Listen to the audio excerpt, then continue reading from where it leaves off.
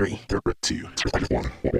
Yo, we got your back when you driving to work or driving home. If you on a plane or you at the gym or you home alone, all you gotta do to listen to the shows, turn on your phone. Two Ugly Nerds podcast, tell you what's going on. This is the podcast. Eric is ugly and would not judge anybody else. There's no other insult. When did you learn that you were ugly? Two Ugly Nerds podcast. Welcome to the What's going on, guys? Welcome to the Two Ugly Nerds podcast. Some niggas from the Black nerd community.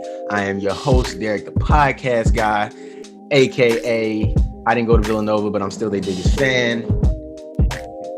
Also, always joined. I say also always. I'm so weird. Always joined by Ian Bizarre Music Audio Engineer / super producer. Also always joined. Also, okay. All right. You know. All right. I mean, okay. Also, well. Might as well continue. All right. All right. We're also always joined by Geronimo, Mr. Nintendo, our resident pro streamer. I'm trying to join him soon, but he's a pro streamer. He's only pro streamer. Yeah. We out here in these streaming streets. Right. Honestly, don't really have an intro topic. I have random intro games we could play, but I don't want to play them this week. Not yet. We'll save them. I like saving them for like when we have guests. Yeah, we should That's save always them. fun. Yeah. Shout out to Villanova for a dope ass March Madness run. I always got to bring a couple sports in here every now and again. Big Villanova fan. I'm a Duke fan too, so y'all can call me a hypocrite, but whatever. I'm a Nova fan. I spent my not adolescent years, but I spent my young years on that campus. Never went to Villanova as a student, but that's my team. I love those guys, and they did well this year, even with some hurt. Lost to a good Baylor team. So shout out to Villanova. He was Villanova, there in Nova spirit, Nation. y'all. I was there. Took all my classes there in spirit. I gotta Online, just enough to be like part time to say he was crazy. I took all my classes through the cloud. Yep. Thanks. Haha. Thanks. Look at that. I tried. I get a joke off. It's a decent joke if Ian gets a chuckle. What do I want to start with, man? Do we need to start with something? All right. What are y'all playing right now? I know it's a little bit of a. I know Draw kind of want to get in his bag real quick because I know he been. Well, honestly, not as much, just because I've been busy the past few days. Booked and busy. Yeah, but once I get off this pod today, I'm gonna be hopping back on it. Monster Hunter Rise is out. He looked at the camera for y'all. He looked I right did. and he said, "No, niggas." Yeah. Soul. Yeah, like game's fire. Like it's pretty much like Monster Hunter World that was on PlayStation and Xbox, but like more mobility, even easier to ease into like the mechanics, and there's way more monsters, and it's great. It's great. Game's a lot of fun. I've only put in like a few hours into it, but I've been enjoying it a lot. You Cam and Pat B still link up and play that? They don't have it yet. I think Cam C's gonna get it probably by the time this episode goes up for folks, the masses to listen to / watch. I don't know when or if Patrice is getting out. I don't know. She might not be trying to get it anytime soon, but I know a few other folks are probably trying to play with online or something. But yeah, I heard online is actually really good for it, so that's good. Nice. But yeah, the game's fun, and I'll be streaming that.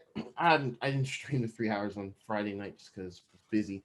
But I'll still be streaming Xenoblade Chronicles X. I don't have to like juggle them over the next month and a half or so.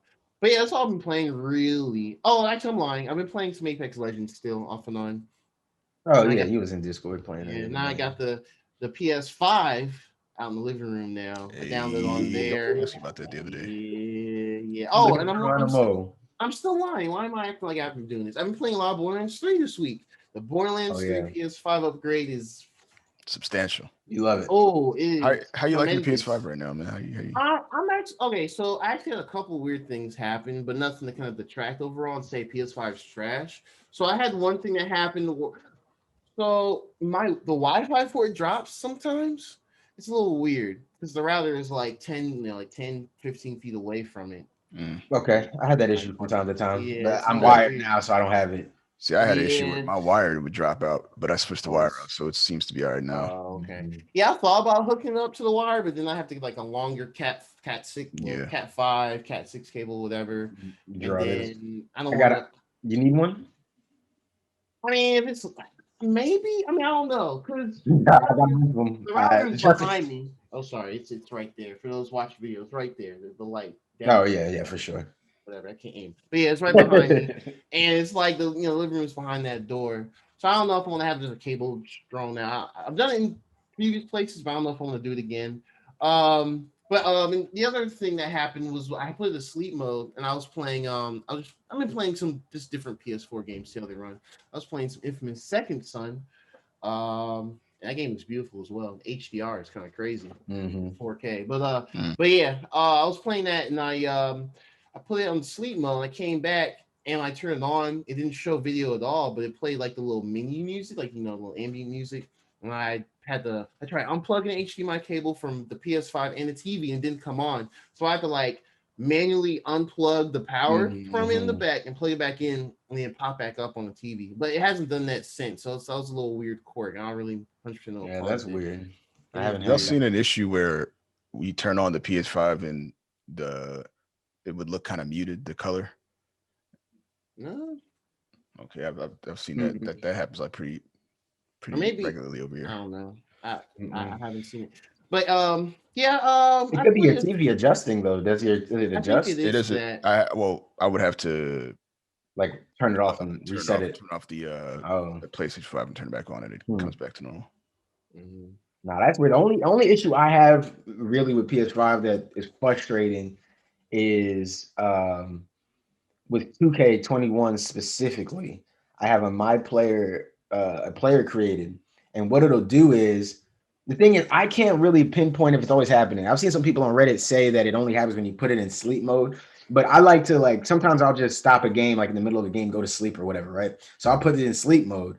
Well, sometimes when you come back into the game, or if your PS5 gets shut off for whatever reason, or it puts itself to sleep, it'll reset my character. So my character, like all of the customization I've done, like the beard and the hair and the all that kind of stuff, it'll just reset all that randomly, and I'll have to completely make my character again. But it doesn't seem to be taking away any of my stats or resetting my progress within my career, but it'll just wipe my character. It'll wipe my I have these, you can make your own custom colorways in the game, and it'll make it so that in the game, instead of wearing the custom colorways, it'll make it look like I'm wearing these all white and gray generic 2K sneakers. And I don't know why it does that. I don't know why.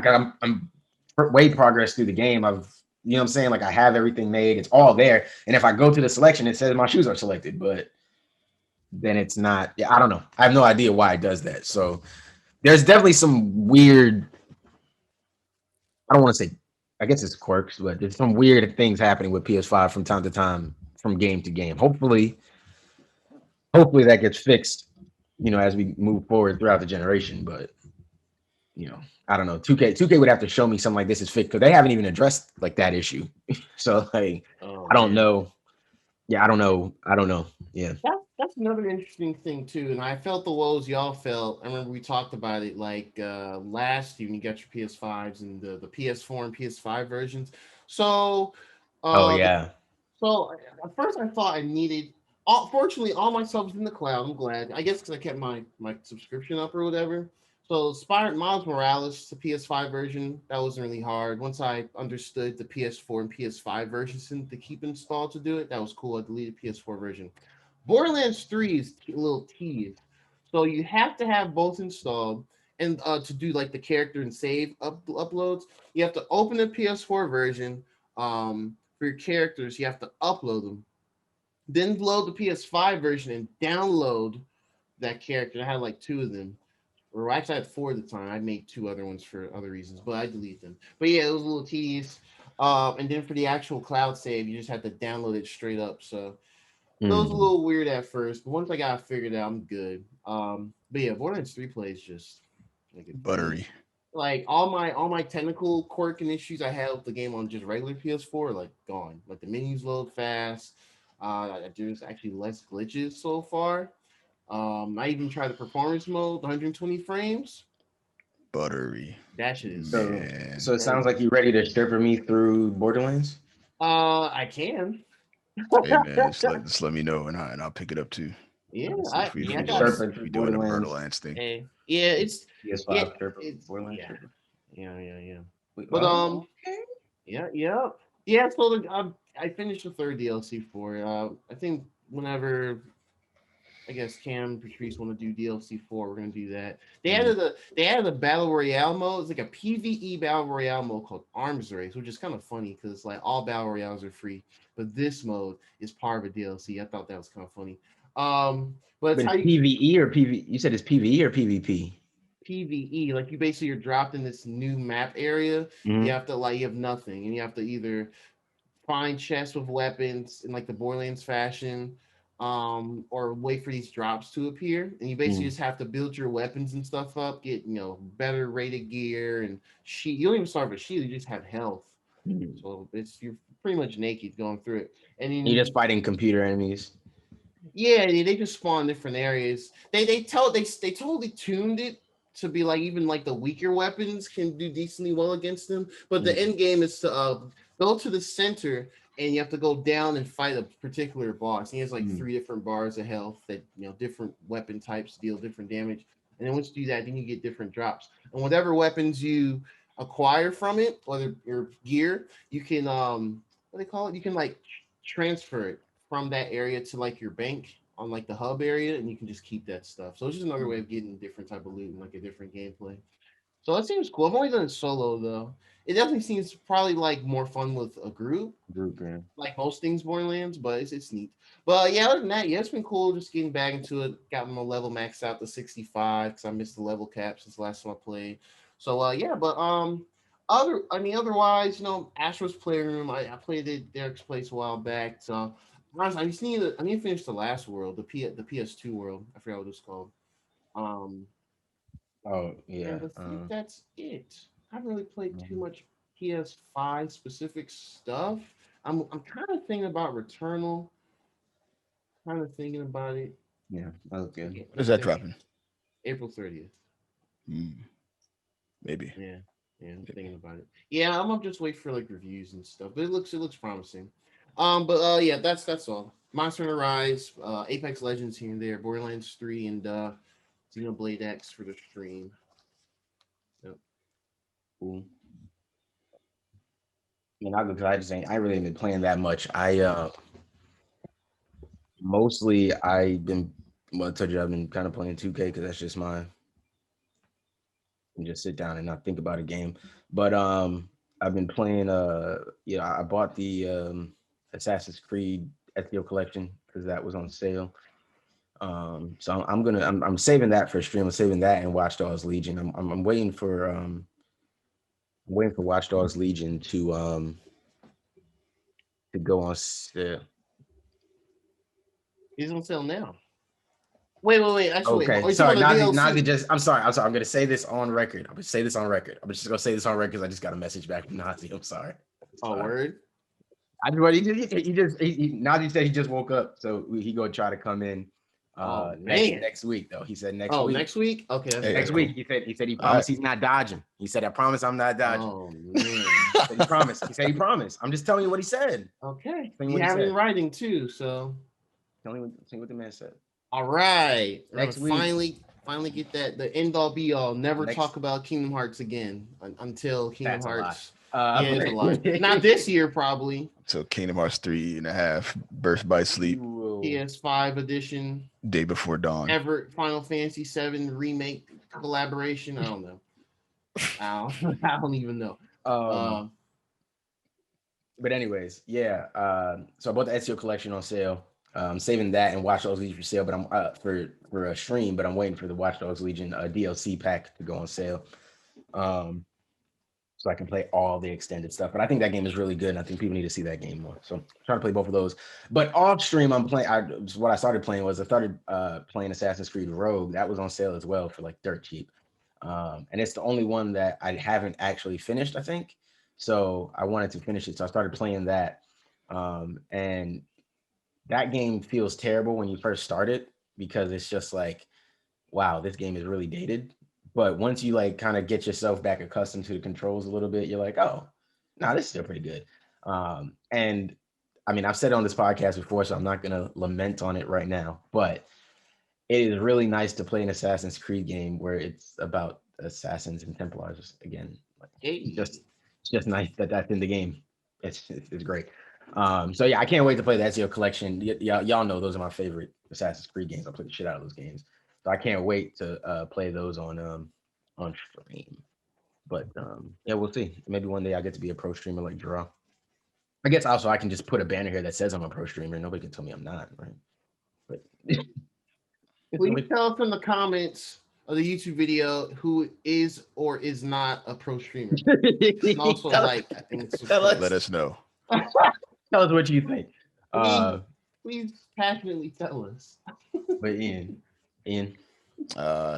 Same old, playing Destiny. of course. I got through that roadblock I mentioned a couple episodes ago. Mm-hmm. I always end up in this situation where I like want to acquire a gun, and then I like just grind the game out super hard just to get the gun, and I end up leveling up in the process. Hell yeah. Yeah, I farmed the gun, end up leveling up in the process, and also Iron Banner was this week, so I was like trying to level up for that on the low. I heard that was happening. The one Twitch streamer I followed does Destiny content said that. Yeah, I'm sure he had a lot of negative things to say about Iron Banner, though. He probably didn't. I had a pleasant experience. I wrecked some shop here. Okay, and that boy Ian was out there, especially now that I'm of level now. I was able. Yeah. Now you can actually. I didn't have to fight to take people out. It was like easy, and I finally got the gun that I was grinding out for, the exact role I wanted. Ooh, that was awesome. That boy Ian, lucky. Yeah, like a full auto pulse rifle with this perk called Surplus. It increases the reload, handling, and stability when your special abilities are when your supers all the way up. Not supers, but the one like the melee, like your melee and your grenade. Yeah. Okay. Yeah, when those are maxed out. So if you're not using them, then you got dumb stability.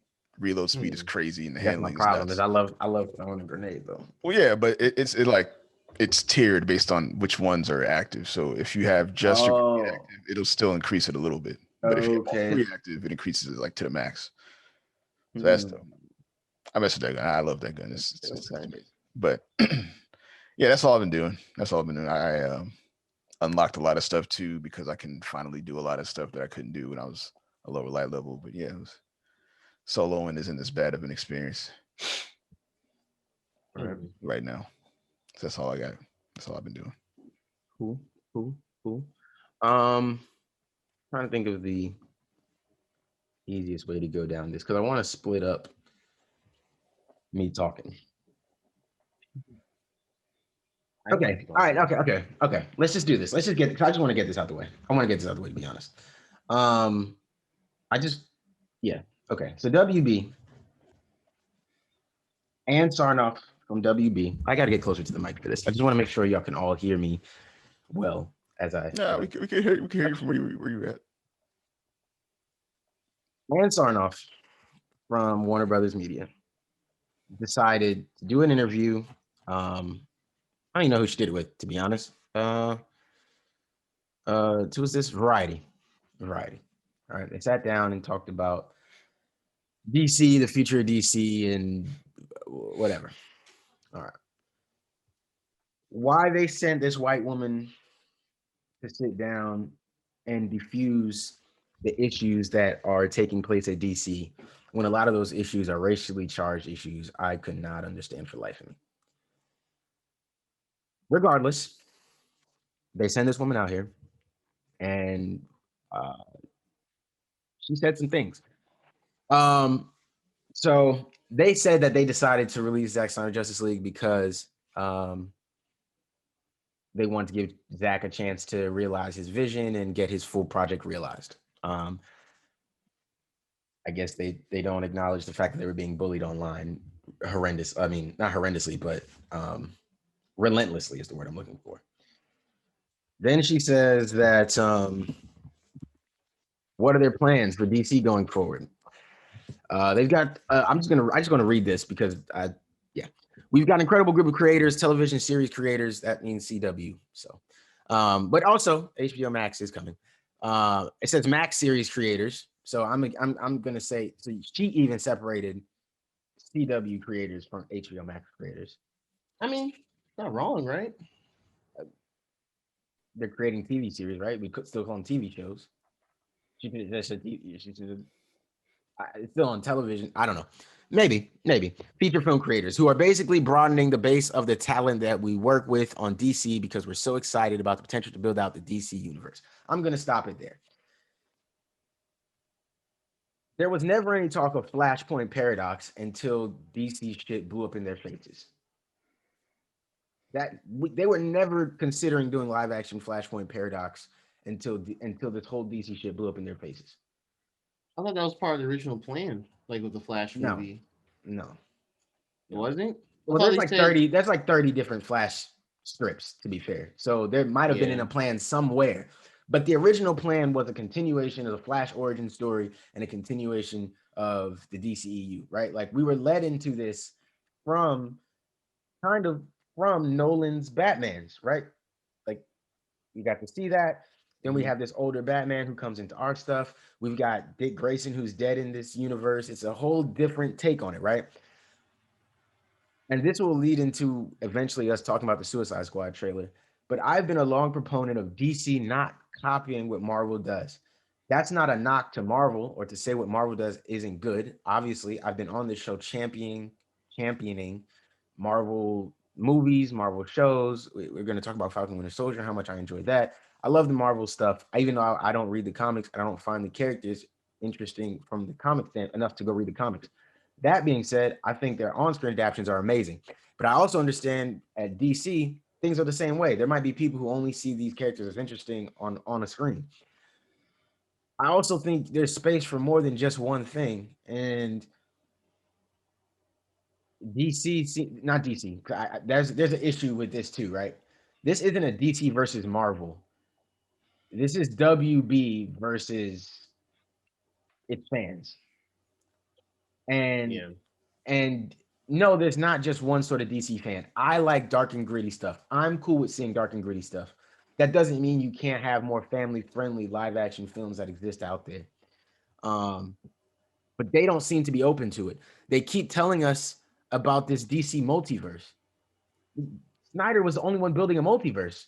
The second that people started saying they didn't like the Justice League movie that came out, that even though they told us Whedon remade and reshot, they still credited to Zack Snyder, say he doesn't know what he's talking about.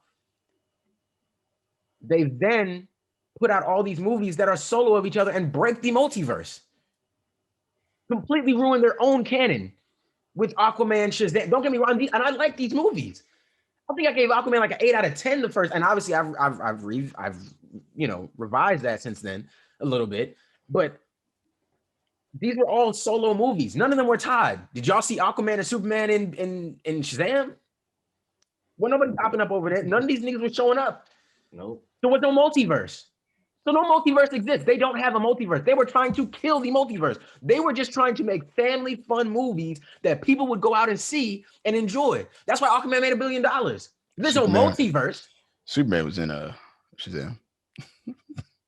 At the very end. Yeah.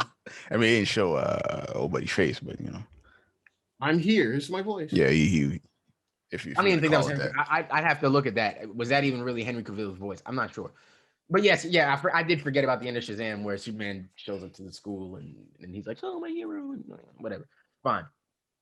And there's verbal mention of the other heroes, but it's not a multiverse. It wasn't. Yeah. Would you consider that? That sounds. Yeah. What that sounds like is Easter eggs. That sounds like, oh, we gave you a little shout out in our movie. Yeah. Not like, oh, this is a bigger plot of something going on, right? Like we can agree with that. It's not a multiverse. So WB does not have a multiverse in place. If anything, they were trying to actively kill the multiverse. But now that people have seen Zack Snyder's Justice League and people are like, yo, this is dope. We want to see all these characters coming together. And now they're like, oh, no, we're building a multiverse. We're building a multiverse. No, we have a multiverse. No, you don't. No, you do not. You are lying to people. You do not have a multiverse, WB. On top of that, and I'll save that point for later. They come in, and I don't even give a fuck about the rest of this. I just want to talk about how they're lying about the multiverse thing mostly. We can also, I'm not even going to touch on it really, but she did also use Walter Hamada as a prop for why she doesn't believe that anything racist happened to Ray Fisher. So take that however you want. I'm really sick of having to shit on white women on this podcast. Whatever, bro. Like, She used the Asian dude to say there was no racism to the black dude. Yeah, That's pretty, what she did. She literally her own words directly. She right asked for it. Mm-hmm. Like, I mean, so I don't even have to fucking address that and get potential backlash. I'm not gonna get backlash. The point is, like, it's just stupid. Like, that's just, how do you defend that? Whatever. They then go, not in this. I just don't believe they have a plan. They keep claiming they have a multiverse, but I don't believe that. And then we learned from Zack Snyder that the Martian Manhunter scene was originally supposed to be John Stewart Green Lantern. And y'all have known me, obviously, way before this podcast shit. I keep saying that. But y'all, I just have to put in perspective how long I've been begging for live action John Stewart Green Lantern, right? Like, we're talking over a decade of time. And over that time, I've been asking for Idris Elba to be that person. I've always said Idris Elba should be John Stewart. I don't care when you bring him in. I don't give a fuck. Idris Elba to me is John Stewart. I don't care that he's in Suicide is Bloodsport. He's John Stewart. He's John Stewart. I don't care. This is an alternate timeline John Stewart playing Bloodsport, as far as I'm concerned, in the Suicide Squad. That's how much Idris Elba is John Stewart to me. That they took, and not to say that he actually said that they were gonna cast Trevante Rhodes. So I know the women would have loved that. But he was gonna have Green Lantern show up and be like, yo, like, I don't know if he was gonna be like, I just got the ring or I just got the powers, whatever. John Stewart was supposed to show up and be like, fam, let's do this. Let's get this in. And they told him, no, you can't use Green Lanterns because we have plans for him. And he was like, what plans? He said he challenged them. Like, yo, what plans? Where's the plan? Where's Green Lantern? Where are y'all going to use John Stewart? And they're like, you can't use him. We're going to use him. And so he compromised and he said, fine, but let me use Martian Manhunter. And so he got Martian Manhunter in there, which is dope considering he's an original Justice League member. And it's kind of fucking ridiculous that they didn't want to use him in any way, shape, or form, or that he had to negotiate to get Martian Manhunter involved. Whatever. WB doesn't know what they're doing with the DC property. That is the issue. I've tried to be very supportive of it. I'm not this big restore the Snyderverse person either. Even though I'd like Zack Snyder Justice League, I would be okay if it was brought back. But I'm not out here looking for this thing to be full swing again. But bro, like, bring somebody in who has a fucking plan, who's trying to plan something, who's putting something together that makes sense. Like, I don't even understand. These companies have a shit ton of money, right? They had 80 million or 70 million, whatever it was, to give Zack Snyder to finish his movie, right? Yep. You're telling me these people don't have the money to make the dark, gritty universe that's going to live on. And here's the thing is, I've been saying this now for years. You could do this. You have an R-rated, darker universe that Zack Snyder was trending towards. You can do that and have his own universe and still have another universe where you have the more family-friendly films. And then you can use a Flash. It doesn't have to be Flashpoint. You can use any sort of Flash interaction to sort of merge the realities, bring people over for whatever reason. Now you have some darker characters with the lighter characters, and some lighter characters bring some humor to. They could have done anything to service both communities, or you can have those people who like that more. I don't know what to call it, but people who like that, people who like Wonder Woman 84, you can watch the CW shows. Like, that's for you. That's your universe. That's your multiverse. Go watch that. Why are y'all fucking with why? I want Wonder Woman to chop off heads in the cinema, bro. That's what I want. I want that. I think most people want that. I think Zack Snyder's Justice League shows us that most people probably want that. But if you want Wonder Woman caring about some dude that died 70 years ago, you have, like, the CW is for that, bro. I guarantee you they will put a Wonder Woman there that will be crying over Steve in a couple years soon. It makes me curious how big the CW audience is, because if they're the ones, if they're using those metrics to determine what direction they should be going in for the movies, then shit, man. But my thing is, there's even like a balance, right? Because we all enjoyed Shazam. Like, I thought Shazam was a great balance. It had moments where it was like, okay, this has the potential for things to be serious going forward, but it's a nice intro story to him. I still feel like it was fun loving. You had those cute moments, you know what I'm saying, that kids could relate to, kids could have fun. Like, I felt like that was a good balance. That was a great balance. I don't even know who made that movie. Who wrote that movie? I don't know who wrote that movie. That was a good I feel like that was a great balance. So even that, like, it can be done, but when you don't have anybody with a plan, they don't know how to replicate this. They don't know how to replicate it, and it's pathetic. So I'll just play. in.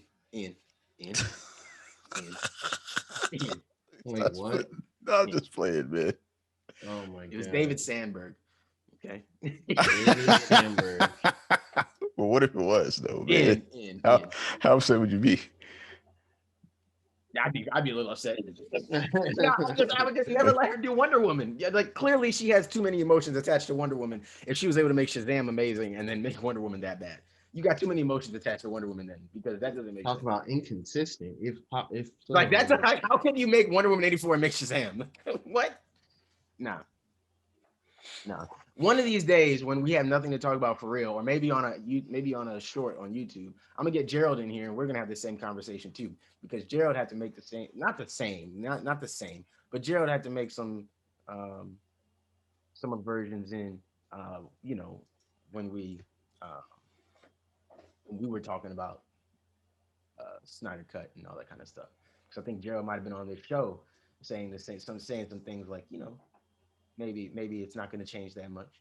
He claims that was before he knew how much of the movie was reshot, but I'd been telling him that. So, it's fine. We'll get Gerald on here one day. Anyways, my anger is not at DC. I love DC Comics. I'm a fan of DC Comics.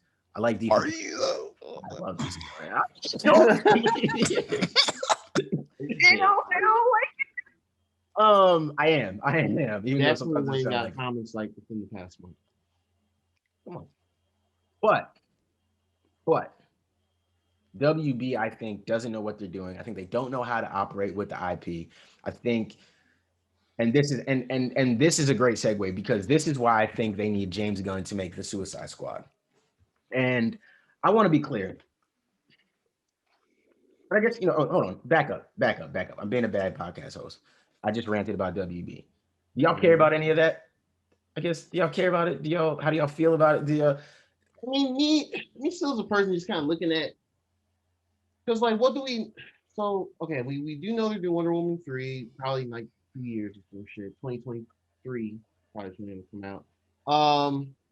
They are still doing Shazam 2, or is it just gonna be the Black Adam movie? No, it's Shazam Fury of the Gods is still coming. Okay. And Black Adam is coming, but those movies aren't connected.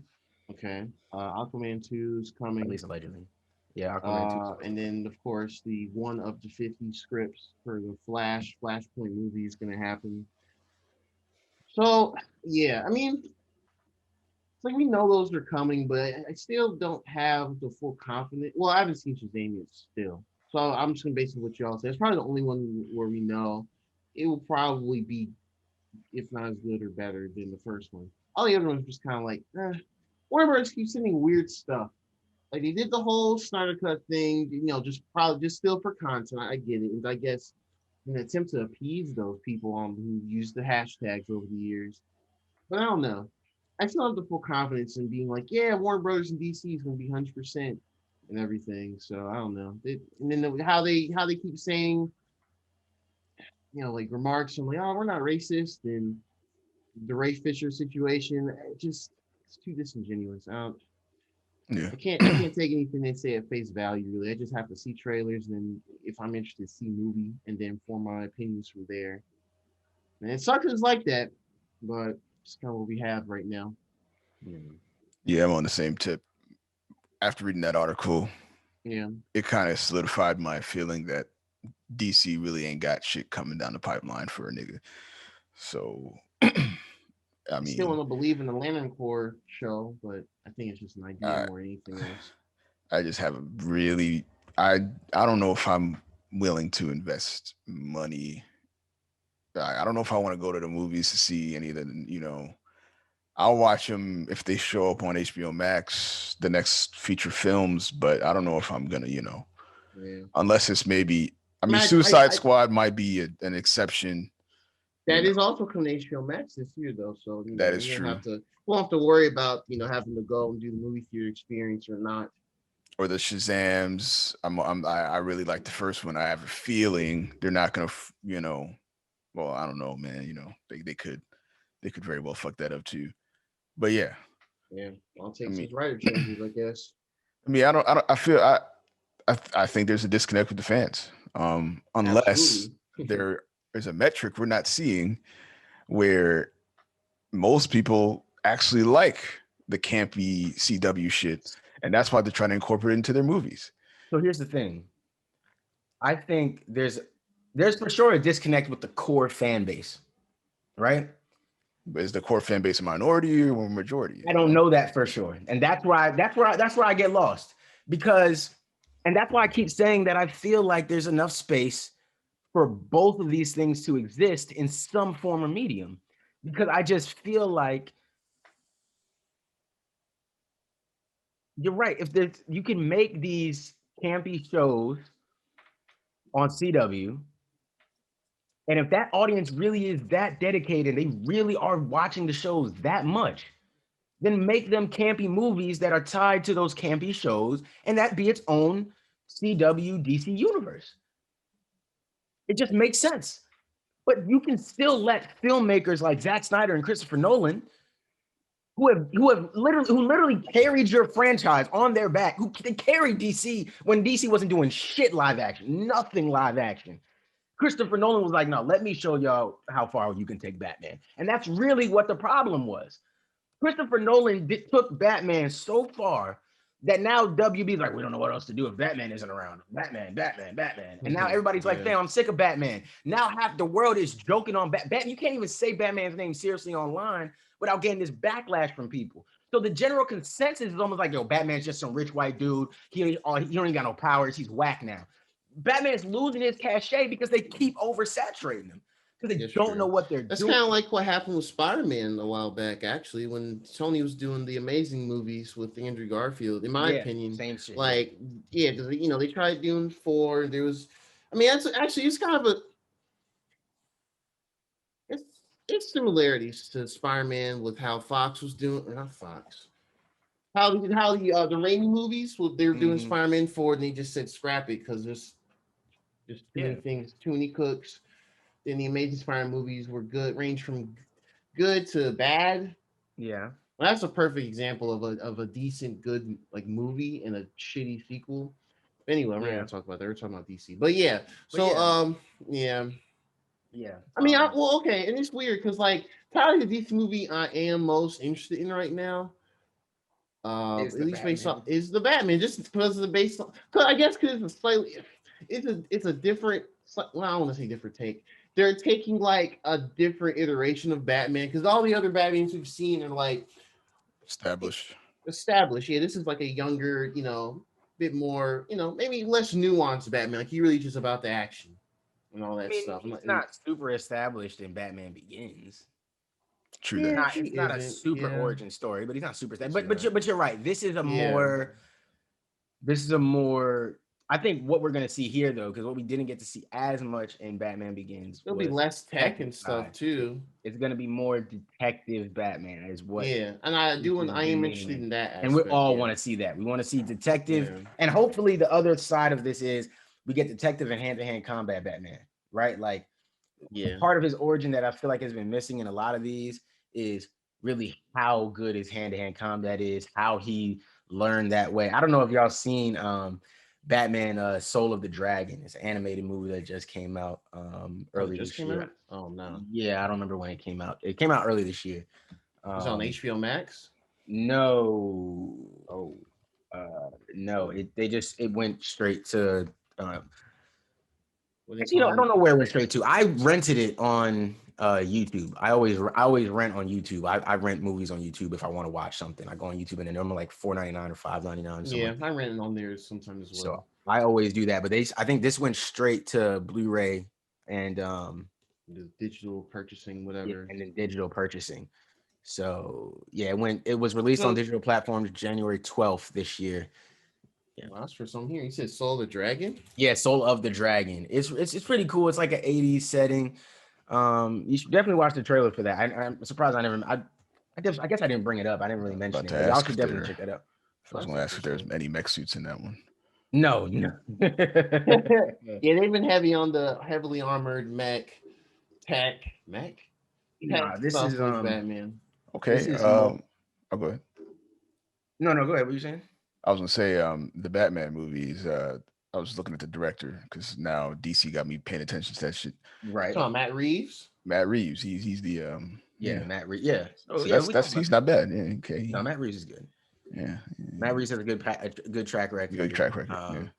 And I'm honestly I think I said it on here before. I'm buying into, they call him Battinson because he's Robert Pattinson. I mean, we've had. I'm buying into that. Pattinson. Well, there was never a name for Christian Bale, but this movie might change the way we see that nigga now. I mean, he may not be the sparkly ass white dude anymore. It could. This could be that shift in his career to be like, no, I'm this serious. Taking him seriously. It's a privilege to get to play Batman, I think. Just to even get a chance for them to say, yo, we think you should be in this role. We're gonna put you in a bat suit. Like, I think that's a big deal. I think that's a career changer. Just to be in that role. Like, just to be in that role, yeah. For him to go from Twilight to being in Batman is. Matt Reeves did the Planet. He did the Planet of the Apes movie. Oh yeah, yes. That's why I'm like, okay, this nigga good. Oh, never mind. We already in. So yeah, he I didn't realize that. We talked about it. Yeah. We trust Matt Reeves. We trust Matt Reeves. We don't have anything against Matt Reeves. No, I never did. Not yet, at least. We hope. Yeah, we I doubt Cloverfield. Yeah, you did Cloverfield. Okay, cool. I like that. We all enjoyed Cloverfield. That was a movie. A lot of movies copied Cloverfield. You know what I'm saying? That found footage thing, flag, bro. Yeah. That was a lot of people. All right, y'all might have a good one, DC. I mean, after that trailer, I was sold immediately. Honestly, sometimes it just takes a really good trailer to get an idea of the vibe they're going for. And so here's my bad. I'm sorry. Go ahead, Joe. Yeah, and then but at the same time, you can't always trust the trailer. You have to see like multiple trailers to get a better idea. You know, some studios are better at it than others, or some, whatever. Like Snyder, he makes really good trailers because his cinematography is already pretty good. But then when you get to the main movie, just depends. I'll never forget Sucker Punch. But then you have like Sony Pictures, who they can make good trailers for like the Spider-Man movies. But then sometimes they'll show a bit too much where you can kind of guess the context. I mean, they're not as bad as they used to be. They used to be bad like several years ago. Like for the Amazing Spider-Man 2, I keep going back to it. Like the last two trailers showed just about everything. And it was like, all right, cool. So they spoiled the Green Goblin. They spoiled the bridge scene. Like, okay. Not the bridge scene, but like, well, whatever. But anyway, yeah, so but yeah, from that first Matt Reeves the Batman trailer, it was, I got the gritty vibe. It was kind of, he's, that younger Bruce Wayne seems to be about the action. They showed him just kind of beating old buddy's ass to the ground, and he kept punching him, and everyone's like, yo, chill, bro. And he's like, no chill. So it's weird though. See, that's the thing though, man. It's such an inconsistent quality. I mean, but this is what I'm saying, right? Is this not what they're look at what they're doing to us already anyways, right? Like you get the Joker, which was a great movie, standalone. There's no multiverse. It's not connected to shit. Ain't no Superman showing up. There's no Batman didn't even show, like Joker doing Joker shit. Now you have the Batman movie. I think that's gonna be dope too. I think that's gonna be a great standalone film. I don't have high expectations, to be fair, but my expectations aren't low and I'm just watching it because it's DC and it's Batman. I'm going in this with no, I'm expecting this to be good. But again, it's not tied to anything. They've been this is just another story. So if that's the case, then why don't y'all just do that with the family go lucky bullshit? Go put the family go lucky bullshit on the side and let the people keep making the interconnected universe. It just doesn't make sense. It just doesn't make sense. The executives at WB can't make it. Just like, how can you give me Joker and the Batman and then tell me you couldn't have made a Shazam that was tied over here? Telling me that you had to change Suicide Squad into that bullshit we did get.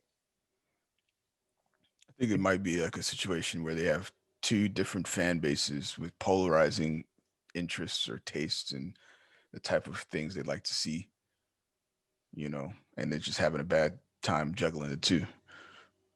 I don't think it's fan bases though, because I think it's just money. I think they think they're making the best plays for money, and it's just not true. They're just not doing it. Like, if you understand your characters and you understand your core fan base and the people that read DC Comics, you have a large amount of characters that are going to want to see darker, grittier content.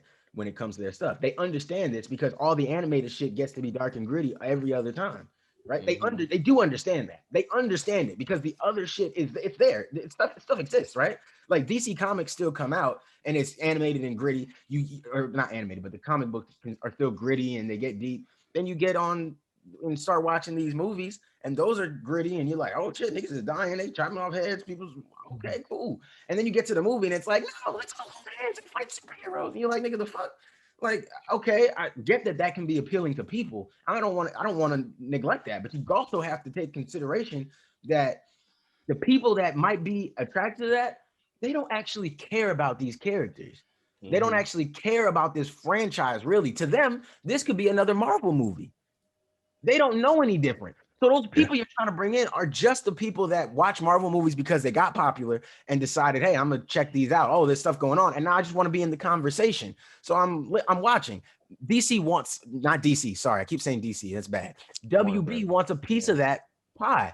They want that casual viewer who's just gonna come in, bring your kids, don't have to worry about anything. Everybody's happy-go-lucky. The thing is, if WB had any fucking sense, they could have done this years ago with characters that nobody knew shit about. But they didn't do it because they were too focused on Batman everything. So instead, they burn people out on Batman. Then now nobody wants to see any more dark, brooding, serious stuff because it's all they've been seeing from DC. Now, me personally, I love that. I can eat that up, but I can understand why there might be a general consensus to say, man, I'm kind of sick of seeing this nigga in a cave brooding. He always upset about something. He being mean to people. Somebody beating his ass, a clown beating his. Like, I can get that being old. I get that. But WB never made a balance until they watched Marvel take Iron Man and Thor and make them cool. And this isn't a new thing. I've said this for years. Years. Before we did a podcast, I've said this for years. The niggas over at Marvel took some C-list Marvel characters because that's all they had, and said, yo, we gonna make some shit. And we can do whatever we want. We can make these family-friendly shit because guess what? Even the core fan base, they not gonna be too mad what we do with Iron Man. Nobody give a fuck about this nigga like that. Oh, and now you made him extra dope? Yeah, now we're super in.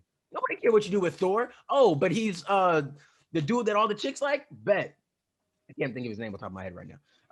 That's why I said it that way. I just couldn't think of Chris Evans. Chris Hemsworth. Hemsworth. Yeah, they're Evans both is named Chris. Iron Man. Captain America, I mean. Yeah. But you know what I'm saying? Like, they took that, Marvel took a leap of faith and Marvel put out, they took James Gunn and made Guardians of the Galaxy.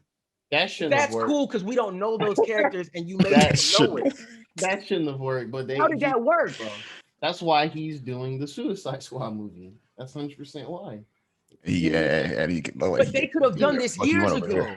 Yeah, they could have. Yeah. Okay, yeah. And so now that I got your opinions on all the stuff with DC and everything, let's move into the Suicide Squad trailer. Yeah, I can just kind of talk about my issues with it. Because here's my issue with it. This feels, I don't understand how you're if you're a DC fan, right? I'm not talking about you guys specifically. I got you. You know, if you're out there and you're a DC fan, I don't see how you can be happy with this.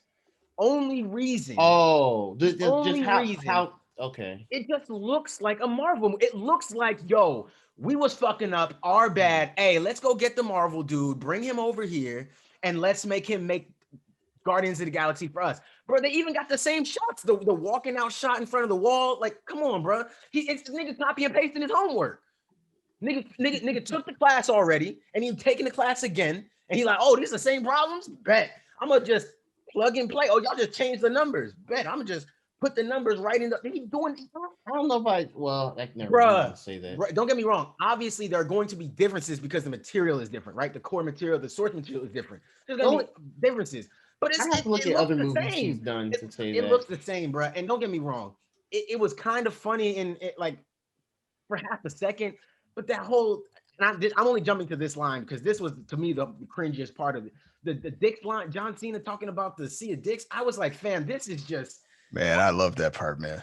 And I that shit was kind of funny. I was like, why is he being attached to DC? I don't love it being attached to DC when this is clearly a play. This is the most obvious it's ever been to say, hey, if you like Marvel movies, please come watch our movie. Our characters are interesting too if we put them in a Marvel. That's what this says to me. I mean, now when I take myself out of that, this was enjoyable. I don't know, I'm still gonna go enjoyable. It's weird because that's very interesting you say that because that doesn't give me Marvel vibes at all. Really? It doesn't. No, I think this is just a James Gunn movie. Yeah, that's what I was thinking. I feel like this is his style. I feel like it just so happened he inserted his style into Guardians of the Galaxy, and just elevated that into its own thing. Because like even if you think about all the type of haha humor that the Marvel movies have, like Taika Waititi brought his own brand of like humor and stuff in the Ragnarok. It's kind of cheeky, like stuff like that. Guardians of the Galaxy is like wacky in a sense of like, you know, they're all in space and just making these kooky jokes. And then like Ant-Man movies are kind of like somewhat more grounded, but it's just like real people making jokes about like just regular dudes out, like, you know, dudes like a textbook thief, stuff like that. Spider-Man, well, that one's a bit more juvenile just because of the approach they're going for Spider-Man, Sony, and you know, that director, John Watts, whatever. Stark makes like pop culture references and stuff like that. Captain America, I understood that reference. That's a meme because he's man out of time. I have to rewatch Incredible Hulk. I don't even know if anything was funny in that movie. But yeah, so that's just kind of my impression of it. Yeah. But at the same time, I got a question for you. Go finish it, and then I got a question for you. Yeah, at the same time, I feel like I need to go back and see other movies James Gunn has done to get the better picture of it, because that's what I want to know. What James Gunn movies y'all niggas saw? Right now, don't Google it. Just tell me. I haven't. I just said I haven't. I know. Where is this fake love for James Gunn coming from? It's James Gunn style. Y'all don't know James Gunn style. Nobody does. Nobody's seen this nigga movie. Okay, this is nothing like Scooby-Doo. Okay. Honestly, bro, I feel like you're getting a little disillusioned with him and Guardians. I deadass think that's what's going on. Guardians of the Galaxy. I love that. No, I'm not saying you're. But I feel like you're associating that style with Marvel. Yeah, I think you really can't exist anywhere else. You know what I'm saying? I'm not saying it can't exist anywhere else. If this movie, if he made this movie, right? But none of these were DC characters and they weren't tying it to a DC property, I'd be like, okay, that sounds great. But since it's Warner Brothers specifically taking the guy who made Guardians of the Galaxy cool for Marvel and saying, hey, come make the Suicide Squad. I mean, half those villains aren't cool. Captain Boomerang, John Cena, the helmet guy, Polka Dot Man. But that's what I'm. I mean, yeah, Guardians of the Galaxy was Star-Lord and Rocket Raccoon. Like it's the same thing. Stupid characters that nobody actually cares about, and I'm gonna try to make you care about them. Right? I get that. I understand that. I'm not saying that James Gunn can't do that. What I'm saying is James Gunn cannot do that. I don't think he should be doing that from WB, taking these characters and then doing the exact same shit. Y'all are telling me it's James Gunn style, and I'm asking people who's seen James Gunn movies. Y'all never seen the Belko Experiment. Nobody has. Nobody's seen that shit. Like, I'm trying to see what movie he worked on when y'all like, this is his style that I know and I like. Maybe it's a new style he's made for a comic book flick, because that's the first time he did it. Yeah. Some directors have different styles for different type of movies. This is his style based on Guardians of the Galaxy? No, that's not what I'm saying. Go ahead. No, you got it, Ian. Go ahead. I'm saying that he had this style in Guardians of the Galaxy, and he's bringing it over to Suicide Squad. He said I would eat a field of dicks for liberty in Guardians. Now let me get to that now. That's pretty wild. So when I was watching Guardians of the Galaxy, and I always view Guardians of the Galaxy as that movie that teeters the line of PG-13. It's not. I mean, it's like one bloodshed away from not, or one joke away from being, R-rated. I feel like this Suicide Squad movie is going to fully realize what he could have done in Guardians of the Galaxy, but couldn't because of his restrictions. And that's why I'm excited to see it. I honestly think this will be better than the Guardians movie. And I honestly think it'll be better than Guardians of the Galaxy by leagues. And I think this is also, and honestly, okay, so I can see why you're saying that as well, as far as like Warner Bros. And stuff. I think it's smart for him to do that not just because he elevated, a part of Cosmic Marvel no one really knows or cares about, but also because Disney fumbled the bag with the allegations years ago, and they just are taking, they're just seizing opportunity with that, and just saying like, yo, we kind of, they're already messed up ways of managing how certain movies should be made and their, their visions and all that stuff, the Ayer cut, whatever, however that really looks. But yeah, they probably just saw like, hey, won't you do another? Is it even a sequel or is it like a reboot? Like, what is this? I don't even know if it's like a sequel. It is a true sequel. It's okay, a continuation. Okay, so it's a continuation. Okay, so now knowing that, yeah, so they wanted him to come out and just incorporate even more kookier villain characters and just get wackier with the shits and like fighting. I mean, doing missions for what's her name? Amanda Waller. Yes, yeah, did her and everything. So yeah, I feel like our criticism with Marvel has always been that they're too gun ho on making shit family oriented. Yeah. That does come with being underneath the entire Disney umbrella. Yeah, I get for the most part. So yeah, now I get that we kind of get to see what a fully realized R-rated DC film we got that could look like. Very vibrant colors. That was an R-rated DC film. Joker was R-rated. That movie was also, I'm fucking depressed and have, Jesus Christ, I don't know if I can sit down and just watch it again. I have to be in the mood for it, whatever that. And I'm saying you were just ranting about it, the campy films and wanting more R-rated stuff, and we're getting it now. This is very campy. But this still you still think this is campy? R-rated and campy. That's not. I don't think those two things are mutually exclusive. No, this is definitely campy. This is gonna be campy. He's gonna Polka Dot Man is in it. It's gonna be campy. I don't even know how you can include Polka Dot Man and it's not campy. It's campy. It's gonna be campy, right? Weird. Like Polka Dot Man should be getting smoked in the first 30 seconds. Really, to be honest, they keep showing him. They keep showing him in randomly through trailers. Polka Dot Man should be dead in 30 seconds in this movie. I'm gonna tell you what's gonna happen. He's gonna have one fire scene. He's gonna have a meme throughout the summer, and then he'll die immediately afterwards. That's what's gonna happen. I hope so. I hope so. It's fucking Polka Dot Man. Polka Dot Man's gonna be trending, and people are gonna be very confused. And this is and I'm already neglecting some of the issues with all of this in general, right? Because you already have Ayer's cut. If you go and y'all can, I'm not going to sit here and explain everything that David Ayer was talking about in his cut, but you guys can go look that up and see what he was talking about and stuff he's mentioned that he was trying to bring to the film. But his cut was based on Snyderverse stuff.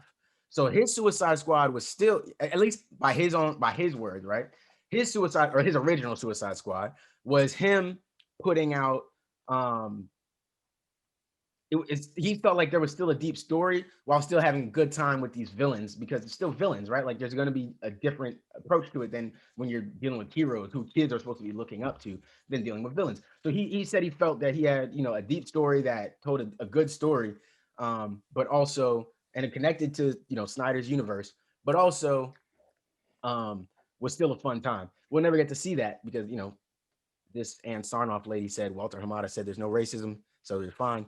And now they give James Gunn this movie to literally replicate this. Another dude who has issues because he's got all these pedophilia parties he was going to and shit, you know what I'm saying? So when he makes the joke in his movie where you got Harley Quinn at the end talking about rain feels like angels splooshing on us, it's just a little like weird for me. But I'll admit this.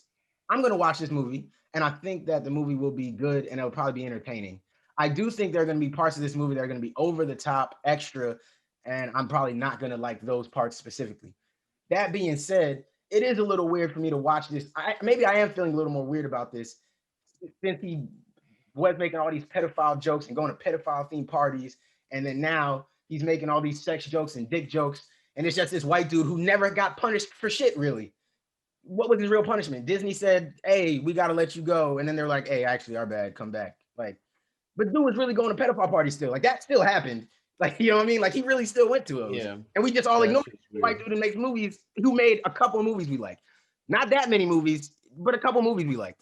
Like, Because the only other movie I know niggas seen when people talk about James Gunn style is Scooby Doo. Outside of Guardians of the Galaxy, niggas did not watch this nigga's other movies. And white incels watch this dude's other shit, bro. Y'all wasn't watching this. Y'all wasn't watching PG porn. Y'all wasn't watching that. James Gunn's PG porn. Y'all were watching that. Like, this dude is a weirdo sometimes, and it doesn't mean he can't be a talented film director, and it might not be a great film.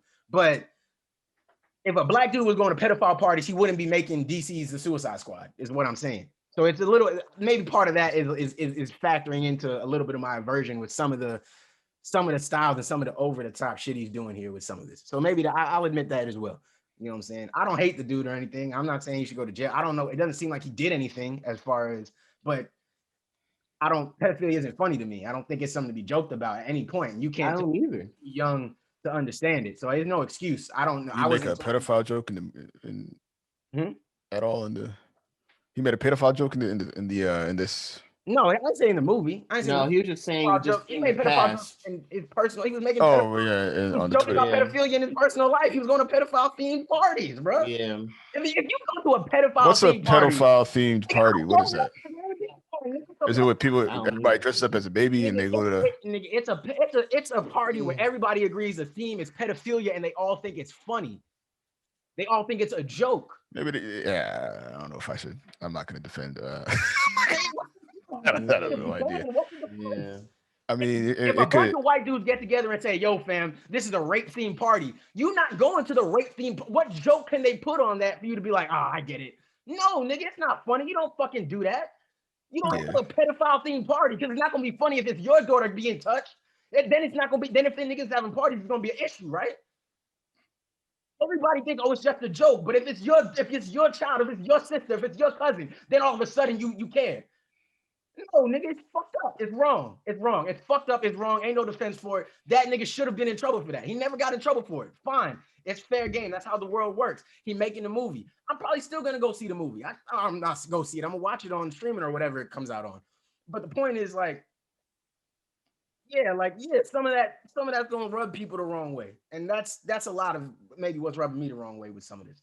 Is he ain't really ever faced no real backlash for nothing. The second he lost the DC, the second he lost the Disney shit, he completely lost. He got right with WB. They had no problem throwing him money, which I guess makes more sense considering everything that's happened since then with Ray Fisher and everything that. So it's like, okay, you know. And now he's going right back to Disney after this, right? He's going right back for another Guardians. Yeah, he's going right back to Guardians 3, right? They're not shooting that for a little while. Well, yeah, but still, he's on. They hired him to direct Guardians 3 or produce Guardians 3, right? So, so I'm just saying. Just think about how many people could have the public know that they thought pedophilia was a game and it was funny and it was a joke, and that they could just be out in the public still working and be able to freely make dick jokes and angels coming on your face jokes and be like, it's rated R humor. It wasn't angels coming. She just that's said what crying. He right. No, he did not say. She said splooshing on. What does splooshing mean? She didn't say smooching. She said splooching. Yes, nigga. Yeah, that's what she said. Yeah. She said splooshing. It's like angels splooshing on your face. I thought she said smooching. She said splooshing. Nigga, definitely not smooching. Nah. Listen to what she said. You know what she's saying. I know it's easy to convince yourself. It's literally you want to see the best in it, but that's what she said. Splooching. That definitely was like, oh man, I get it, Harley, but damn. She did. It's just a little over the top for some of them. But don't get me wrong though. I didn't. You're supposed to lead with love, but fuck that. I didn't like some of it. But the Starro stuff was really cool. I like a lot of the characters look cool. They look a little better this time around. King Shark looks like he's gonna be my favorite character in the whole thing. You know what I mean? Like, there's still good parts of this. It's just some of it. I don't know. Yeah, I ain't vibing with it. But let's talk about the good parts of the trailer. What did y'all like about the trailer? Everything you hated about the trailer. Essentially. But no, seriously. No, I just kind of like. It looks like it's gonna be a really really hectic like summer flick. Like, crazy stuff happening and everything. I'm curious about why the fuck Starro broke out of that facility. And I mean, it's going to be a huge space starfish. So I'm curious how they're going to be able to handle that. None of them are really super duper, super powered that I can recall. Curious, how many will die that's not named Harley? Quinn or Bloodsport, and John Cena, because we know he's getting something else in HBO Max. His character, I forgot his character. Peacemaker. He's gonna Peacemaker. Yeah. So we know those three are probably gonna be safe. That's the biggest names. Oh man. HBO. James Gunn. On top of all of that, he gets to make a Peacemaker show for HBO Max, and they gave Naomi to CW. Continue. Yeah. That does suck still. I mean, granted, Ava DuVernay and whoever else she's working with, but yeah, you have to work with a CW budget. James Gunn got HBO Max budget. That's just, I mean, that still highlights the issues in Hollywood in general. That's another discussion that we've probably had in the past. But Ava DuVernay's name should hold more weight than James Gunn. Yeah, definitely should. I agree with that. But yeah, that's just like another fun type of movie. You know, everything else that I didn't really interest me in Suicide Squad. It just made the wacky stuff not look super enticing to me. I still haven't seen Suicide Squad. You know, most everyone said it was trash. I know you guys said it's not trash. As trash as some others think, but I've only seen some intro parts, and I'm like, what's going on? And that's it. So, I mean, this movie could just be style over substance. Very much so. But yeah. But yeah, just want to see my potential in it overall. Just crazy hijinks with villain characters that I don't know anything about except for Harley Quinn and Cat Boomerang. Yeah. You don't have anything else to say about it. You just hate just like whatever I hate. I mean, basically, I thought the scene with the dicks that shit had me crying laughing at work. I think it's gonna be at face value what it thinks it's gonna be. It's gonna be a movie about villains and hijinks, and there's gonna be some cringy jokes in there that you may or may not laugh at. So he did the writing for the Scooby-Doo movie, like that old one from 2000? Yeah. I like that movie. See that, so, you know what? All right, I said that at the beginning of my argument. I said that at the beginning. I heard you act like that's new information. I said that. I heard you say it. Yeah, I'm just saying. When you were saying it, I was like, I like that movie too. Like, yeah, I know, but that's what I said. But that movie is nothing like this. That movie had some deleted scene parts.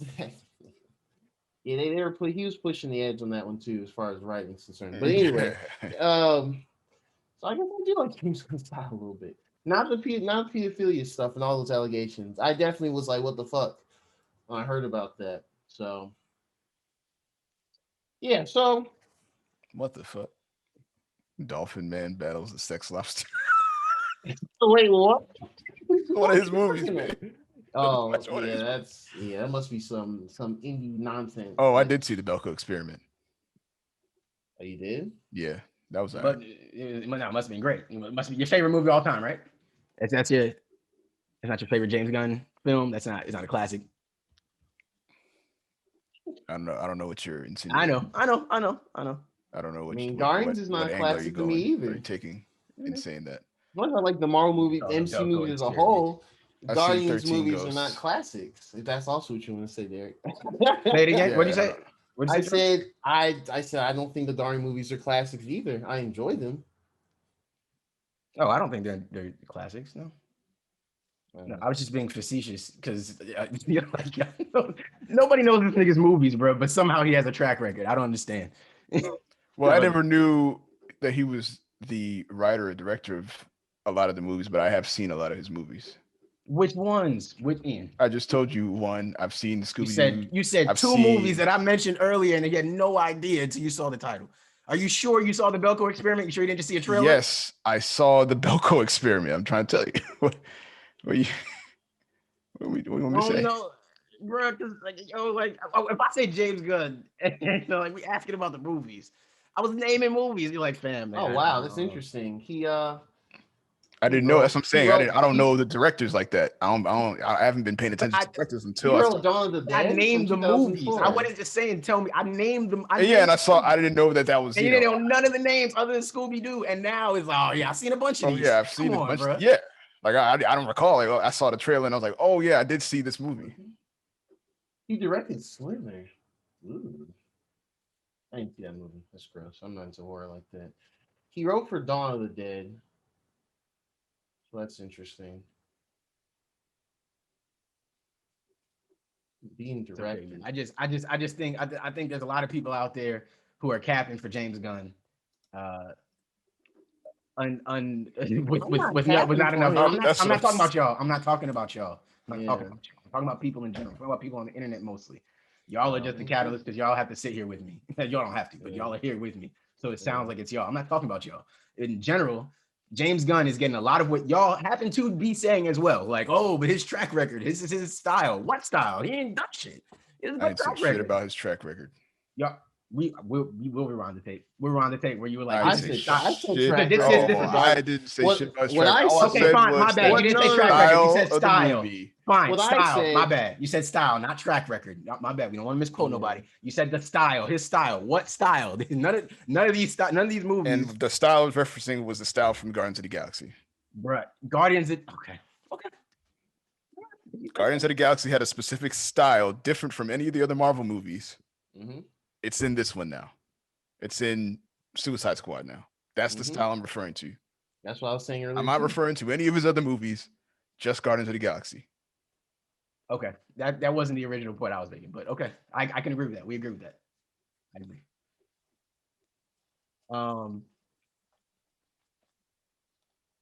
I guess we'll just have to wait until it comes out and see if it is just a Marvel movie, DC Code of Pain, or his type of brand of humor. I mean, it's gonna be hard to do that because it's different characters, but I mean, so I mean, I just found it interesting you said that. So I was like, villain. do you see it bad just because it's they took someone from Marvel to make a DC movie or something? I mean, I've been saying like this should be happening for a while now because clearly both sides have different directions.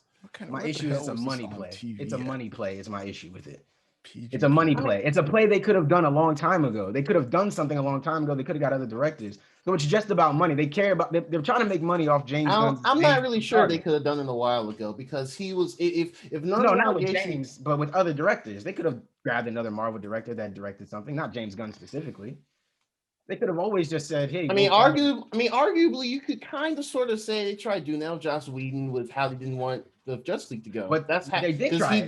Yeah, I know. I'm saying, and it didn't work. So they're doing it again, but this time it's better because he's got more cachet because we like his movies better, and the movie looks better. Better track record. I mean, it's a similar. Okay, so it's actually a similar.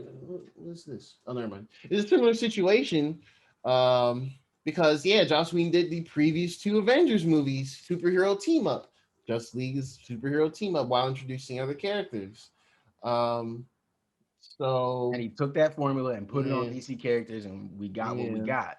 Yeah. So again, that's why I'm looking at it like, what has James Gunn done that's going to tell me he's going to treat this better? The only benefit to him is that these are characters that nobody knows. That's the only benefit. And but the issue is the one character that people do know, people already don't like her portrayal from the trailer, which is Harley. People already don't like some of the lines she's got just from that. But all the characters that nobody knows about are fine. And his King Shark, a lot of his characters kind of line up with some of the characters we see in the Harley Quinn show. So it's not too crazy of a jump for some of them. Like King Shark, he doesn't have to be too different. That's cool. Just eat some people, be like, oh shit. People say CGI shock value.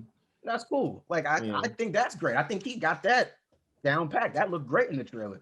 But Harley saying shit like it's like rain is angels splooshing on you, like it's just. I mean, that's not too off brand from what she's been doing in the animated series. I mean, she's always been like really risque. Cringy. Yeah, her jokes have been like that. Over the top with stuff.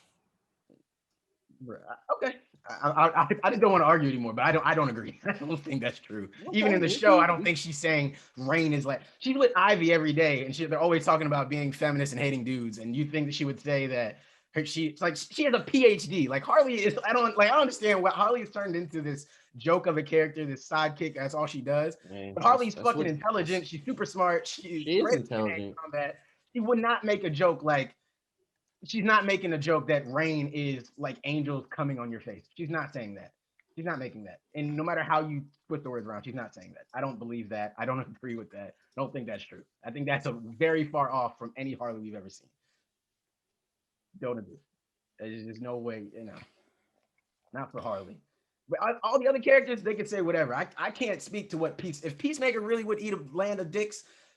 Sure, I've never read a Those Peacemaker were his comic. orders, man, and if it would save the world, he would do it. He just got honored like that. That's all that is.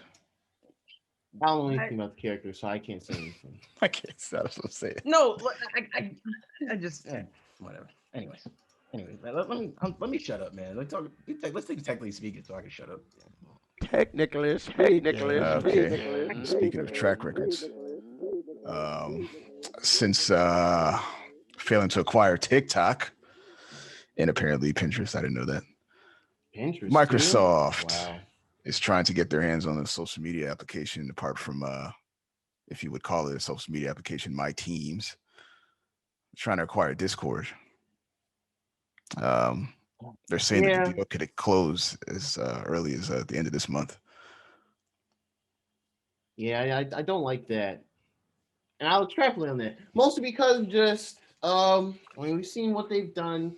I mean, okay, so Discord initially, came out like 6 years ago. I used it 6 years ago primarily to, for Splatoon, because Nintendo and online, they don't ever make those voice chat and all that shit in their games with online. So yeah, so it did turn out to be a really good place to build communities, and as we see now, it's grown to where there's many different types of communities, servers for different hobbies, games. Hell, some studios do it, etc. Interests. Yeah, interests. Yeah. So yeah, and as of last year, capitalizing on the pandemic and everything, they kind of dropped their gaming theming and aesthetic for it. Well, not aesthetic, their gaming theming for it, and just kind of made it to be more of a catch-all chatting application. Microsoft definitely sees that. I feel like they're gonna kind of either they're gonna incorporate it into some other Microsoft thing and kind of make it their own Slack or something, since Slack and Discord are kind of similar. Or they might try to incorporate through Xbox division like they did with Mixer years ago. But then you see how Mixer went. They fucking canned that shit because they could never properly capitalize on how to make that a winning part of their business. So I'm not really enthused about it. I mean, I get it. Money talks, money walks, but yeah, we'll see. Yeah. I mean, Discord's grown so much too. So I guess it was an inevitability just how capitalism works, but it's just like, wait it out. Apart from the fact that it's moving on it might move to Azure servers, Microsoft servers. Yeah. I'm curious to know what kind of sauce they would add to it. Honestly, any at all. I doubt they'll add anything. It'll just be kind of business as usual on our side, consumers. But I mean, ideally, what I would like them to do is incorporate it more into the actual Xbox app on PC. Just so, since they're also pushing Game Pass on PC, just to be able to have another way of chatting and incorporating that stuff, maybe joining games and everything. Mm-hmm. That would be ideal. That would be really dope. But that's probably not if you can join games through Discord. That would be really dope. If we hop in Discord and you're streaming a game on through Game Pass or whatever, we could just click a link and join you, or kind of like what Stadia was trying to do. Exactly what Stadia was trying to do. Yeah, I think that'd be dope. That would catch my attention quickly if they did something like that. But it's all about the integration if they buy it. I don't know that they're gonna do anything special. You know what I mean? Like, we saw how they just wasted Skype for years, and I don't know. It just doesn't seem like Microsoft cares. And Microsoft and Google are similar, right? And like, they'll start some shit, and then it'll kind of just be on start projects and not fully realize them. They won't stick to anything. Yeah, if it doesn't blow quick, or if people aren't asking for it quick, I feel like they don't jump at it. Like, people been asking for it, and that's not even true too, because people asked for Skype to be updated for years. They just was like, yeah, y'all good. I think they approach it differently. Google in-house, so they have a few games. Google usually in-house, they have some developers make stuff, and then they work on it. If they're not, I feel like they just kind of give free reign to their developers, because like that Silicon Valley, super lax, everyone is creative and super smart type of environment. But like, that's the problem. We have two people creating. It's just like that's great, but like, does this have longevity? Yeah, And some stuff probably did have longevity, like maybe Google Plus way back when, definitely. or they're trying to do their own Wikipedia thing. Like, was it called? QR. Yeah. Quora? Yeah, stuff like that. And then maybe they just don't know how to bring it forward or incorporate under the bigger Google thing, and then that's when they just kind of just say fuck it and they cut ties, and that's that. And then every now and then you'll see the big acquisition like YouTube. That's probably probably the only big one I could think of. And I mean, that's another topic in itself. That's YouTube and stuff. But like Microsoft, they just like having their big war chest of money and just throwing it out, and just acquiring stuff. And they usually will, at least from my observation, especially working in IT, they'll try and incorporate it into like their big subscription models and selling businesses that stuff like Skype, my team, Microsoft Teams, things like things along that nature. On the gaming side, they bought Mixer, which some years ago, I think it was around the same time Discord came out, 2015, 2016, was its own like separate streaming service. Which I mean, Twitch is king right now, but what Mixer had over it then was it was just really low latency. And, the quality was really good. It was really smooth. Even if your internet was trash, you can dumb it down a little bit and it'll still be very smooth and everything. And they tried to bring it into their Xbox thing and just never really popped off as much as they wanted to. And they eventually closed it. Like I think 2 years ago they closed it. So I didn't realize they closed Mixer for real. Oh yeah, because what's his name? Was that? Yeah, that might have been right before the pandemic because what's his name got paid all that money and then he went back. The creator of Mixer, they got a bag and they said, what's his name again? I can't remember what he's. But yeah, all the Ninja. Yeah, because Ninja went over there too. That's right. Yeah, Ninja went over there, and I think they're giving them bags to stream exclusively on Mixer, and that didn't fucking work. Then he tried throwing the bag to him. I think he threw one to Raul, maybe. Anyway, a lot of the bigger streamers that got big on Fortnite or they threw money at them for sure, and they took it, and then they closed it, and they were just like, "All right, well, guess I'll go back to Twitch. Thanks for the money." Yep, pretty much. Yep. So crazy. Yeah, so they tried throwing different things at the wall, it didn't work. So with this, I'm curious. Yeah, I don't know. I don't have too much confidence, honestly. I feel like they could kind of fuck it up and insert Windows things into it, and then I'll just be like, "Damn it, I don't really want to look at too much of your Windows stuff out of work, especially personally. But yeah. So we'll have to just wait and see. Yeah. Okay. Last thing we'll just mention it here. Maybe we should have mentioned it at the beginning since it's not really a topic. But Invincible on Amazon Prime. It is up there. It's on Amazon Prime now. The first 3 episodes are live, and a new episode comes out each week. You know how many weeks it's doing that for? I don't know. I don't know how many episodes are supposed to be coming. Now that I think about it, probably should look that up before the episode. I'm gonna look it up now.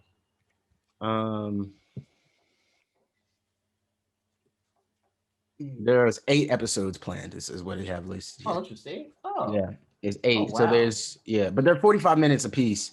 Or yeah, that's about 45 minutes a piece. The first 3 came out today. Wow. I'm sorry. Say it again. That's literally like the length of one season of The Boys. Or The Boys. They're each 8 episodes. Okay. Bet. Yeah. So April 2nd, we get the 3rd episode, the 4th episode, and then the 9th every Friday after that. So it's every 7 days after that. We'll get so the end of April will be at the end of this series. It's a really dope series. There's been a lot of comparisons to like The Boys, as you heard Gerard just kind of say. A couple. There's been definitely some comparisons between them. Damn, I was gonna say it here on the podcast, but I forgot. No, I don't want to put any spoilers on this. I just think it's a dope show. I think it's cool. I'll give you the same, not ultimatum, but the same suggestion. Anybody who's like on the fence about if they want to watch the show or not, or they're not sure if they want to see it, I think you should watch the first 10 minutes of the episode, and then watch the last 10 minutes of the episode. And then I think what you'll find is you want to watch this shit and figure out what's going on, because it's some wild shit going on in this shit. And we're only 3 episodes in, but the end of episode 1 gets crazy. So just keep your eyes out, man. Keep your eyes out for this show. It's really dope. I enjoyed the first 3 episodes a lot. And even though they're 45 minutes long, they don't feel like dragging on episodes. They don't feel because it's a cartoon, so it can kind of feel like maybe a little long to people sometimes if it's like 40, 40 plus minutes. But this felt really good. It didn't feel like it was dragging at all. Um, so yeah, man, Invincible, Yeah, Amazon it's pretty Prime. good. Yeah, I saw the 3 episodes this past Friday. Only knew about it because Devin, he had mentioned it. I can't remember if he said he'd read it or he heard from one of his brothers. But anyway, saw it last year and forgot about it up until this week. But yeah, it was it's pretty interesting. Got a lot of cool castings. Jake Simmons is he's the main superhero, Superman character. It's just and it's just like I heard him, but how he's doing his voice acting, he's like we're used to him kind of being really brash about stuff. He sounds really calm and collected with his voice acting direction, which is really cool. I like it given that character, Right. and how it may go, how that character is. But yeah, I'm enjoying that. That's definitely that's part of the roster of what I'm watching. For sure. Definitely want to check out Invincible. Okay. It is time for the real spoiler drop. Spoilers. NPC press. What? Huh? I was Oh, yeah, I got you. I pressing get the sound drop. Okay. Sound drop. Got you. That's a deep level joke. Falcon and Winter Soldier. We didn't get to talk about it last week because I decided I want that. Well, I didn't decide. I just wouldn't shut up about Zack Snyder Justice League. So we're talking about episode 1 and 2 of the Falcon and Winter Soldier, and I really got to stop. I'm gonna let Gerard take all the Marvel show sections because he reads the comics. Yeah. Or Yeah, at least keep shut up up. with some of the stories. Yeah, see, you see what he's like, yeah, nigga, yeah, facts. Yeah, let me do that. Do my job. Yeah, I mean, No, I did one episode of WandaVision after you had done like 4 of them in a row, and I was like, bro, why did I do this? I mean, look, DC's your bag, Marvel is my bag. I look to y'all for DC stuff. But yeah, okay, so we didn't talk about last week because we want to really focus on the Snyder Cut, which I think was the play. So yeah, we are 2 episodes in. So episode 1. So so what's going on here? This is sometime after the snap, I believe. Both Falcon. Further than that.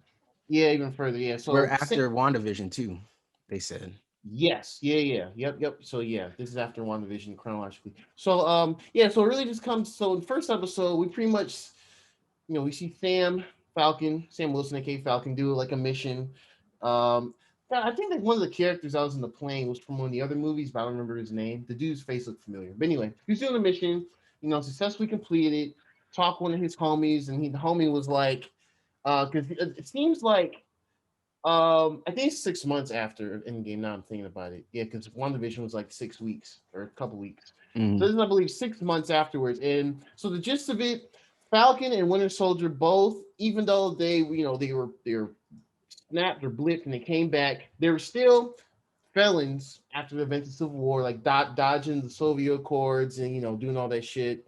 They're still felons. So the government pardoned both of them. They both have different situations. So Falcon is pretty much he's part of the Air Force now, which is funny. Falcon wings and shit. But yeah, he's part of the Air Force. So he does jobs like that. But he he's befriended some of the dudes there, and some people are like, he's an Avenger. So one of his homies pretty much telling him about this extremist group called the Flag Smashers, who apparently this group of people who I'm assuming were alive. No, not assuming. They were alive during the blip period when people were just gone, and and pretty much what they want to do is they want to kind of tear down establishments and groups of power using terrorist acts like bombing and like running through mobs and shit. Because they believe that peacetime, where everything was kind of like a ground zero during the blip, is how things should be. They want to share the wealth with people. So on the front, they seem like their intentions are good, but the way they're going about it is crazy. So Falcon hears about it. But then later in that same episode 1, we see kind of the first time of like Bucky dealing with like civilian life because he's been super brainwashed. Nazi Hydra super soldier for decades. And it's his first time not doing any Avengers stuff and not doing any of that. So he's just kind of like, bruh. So we see him with like a dream sequence where he kills this I don't remember his nationality, so I'm gonna just say Asian dude in this like this place. It's the Winter Soldier, and he wakes up, and that's part of his PTSD trauma. He goes to a therapist, trying to figure stuff out. He even goes to he befriends this older dude who I think lives in the same apartment.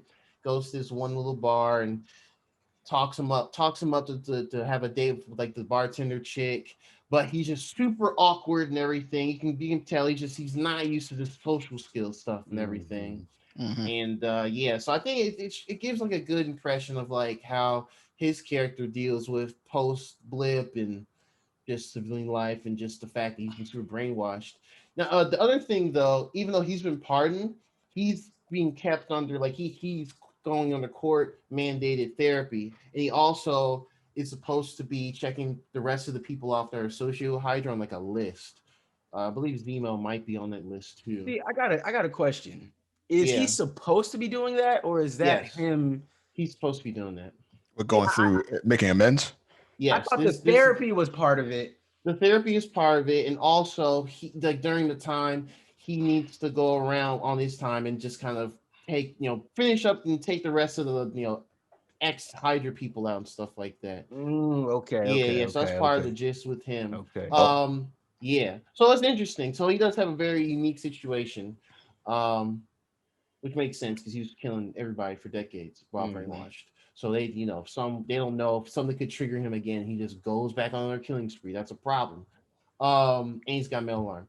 But we see Sam Wilson. We see Sam. Alarm. Exactly, vibranium arm. And then we see Sam Wilson in episode 1 still. He goes back to kind of his hometown area in Louisiana, which is funny because found out the same week Anthony Mackie, the actor, is also from Louisiana in real life. So, whatever. But that's dope. I didn't know that. Yeah, shout out the Hot Ones. I didn't know that until Hot Ones. I was smart of them to do that interview. But so he goes there and he meets up with his sister, who I believe was blipped during those 5 years. So they have like a traditional like shrimp boat, like sea boat type of business and everything. And you're like, oh man, Sam is back, blah blah blah, and this and the other. And he talks to his sister. I think she was blipped. No, I think she was saying she wasn't blipped, but because Sam was blipped. Yeah, Sam was blipped. So I think she was saying she wasn't blipped and he wasn't there to help because the boys had grown up. My bad. And she was there with the boys. Oh yeah, you're right. You're right. Yeah. I got mixed up. She was talking about how she was, struggling to like keep them happy and all that together. Yeah, so that's right. Yeah, my bad. Watching want to sell the boat thing. Yeah, I should have rewatched episode before today. But yeah. And basically you're having some financial issues and everything, just in general. So there's a little bit of friction there in the family and everything. And it's really grounded. I just like how grounded and realistic this is, given that, 3.5 billion people just disappeared at the snap of a finger for a period of time. So adjusting and everything, there's ripples to this effect. So it's kind of crazy. Yeah, so Sam was like, oh, no, we can try and get like a loan from the bank. And she's like, well, why can't you just pay money? And he's like, well, I'll make the money you think I would make, which is interesting, given that he's in the Air Force. But I don't know. I don't understand how that type of military thing works. Like, I thought you, especially, he's just got this very unique like wing tech or whatever. I thought he would be paid decently well, but apparently I think that's wild. So that is interesting. So go ahead, Ian. What were you saying? I thought it might have been because he was still considered a fugitive. But it don't seem to matter. He was pardoned too, so that's why maybe it's just like the context of the show, or if it's like a real life thing. So, but no. I mean, okay. So even in context of the show, right? Even if we're just taking it as like a show, forget any, relations to reality, right? Yeah. If I'm a superhero, right, and I saved the world from Thanos, you better give me a business loan. I'm in the military. I'm working. That's what I'm saying. I work. I just saved the planet again. Like I'm about to go try and save it again. Like I'm Falcon. You said they get their money from like goodwill and all the rest of it. That's what they explained. Like they don't get paid directly. This is just kind of a voluntary thing.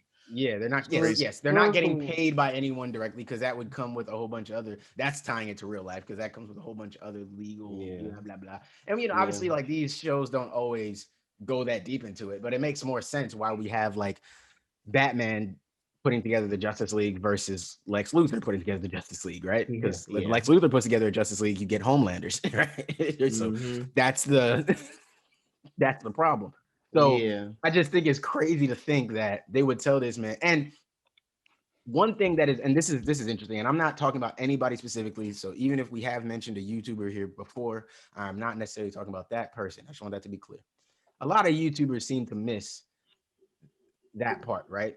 Because yes, they're gonna say, oh, he didn't have income for 5 years. Obviously, he was blipped. But I'm also Falcon. I was blipped. Like I was out there fighting for y'all. Like the reason you're still in a bank here telling me about a loan is because I was fighting for your safety. Like if not, you'd be a slave to an alien race somewhere or dead. Yeah. Like so, like what? Like give me a loan. But his sister, who's been here the whole time, she understood that, like, fam, ain't shit really changed for us. Like, we still black. They don't give a fuck about us. Like, they ain't gonna approve you for no loan just because you're a superhero, nigga. Like, and that's what that scene really was. And even though they tried to make it seem like, and a lot of the YouTubers are missing that because most of them aren't black. I think people are just missing it overall.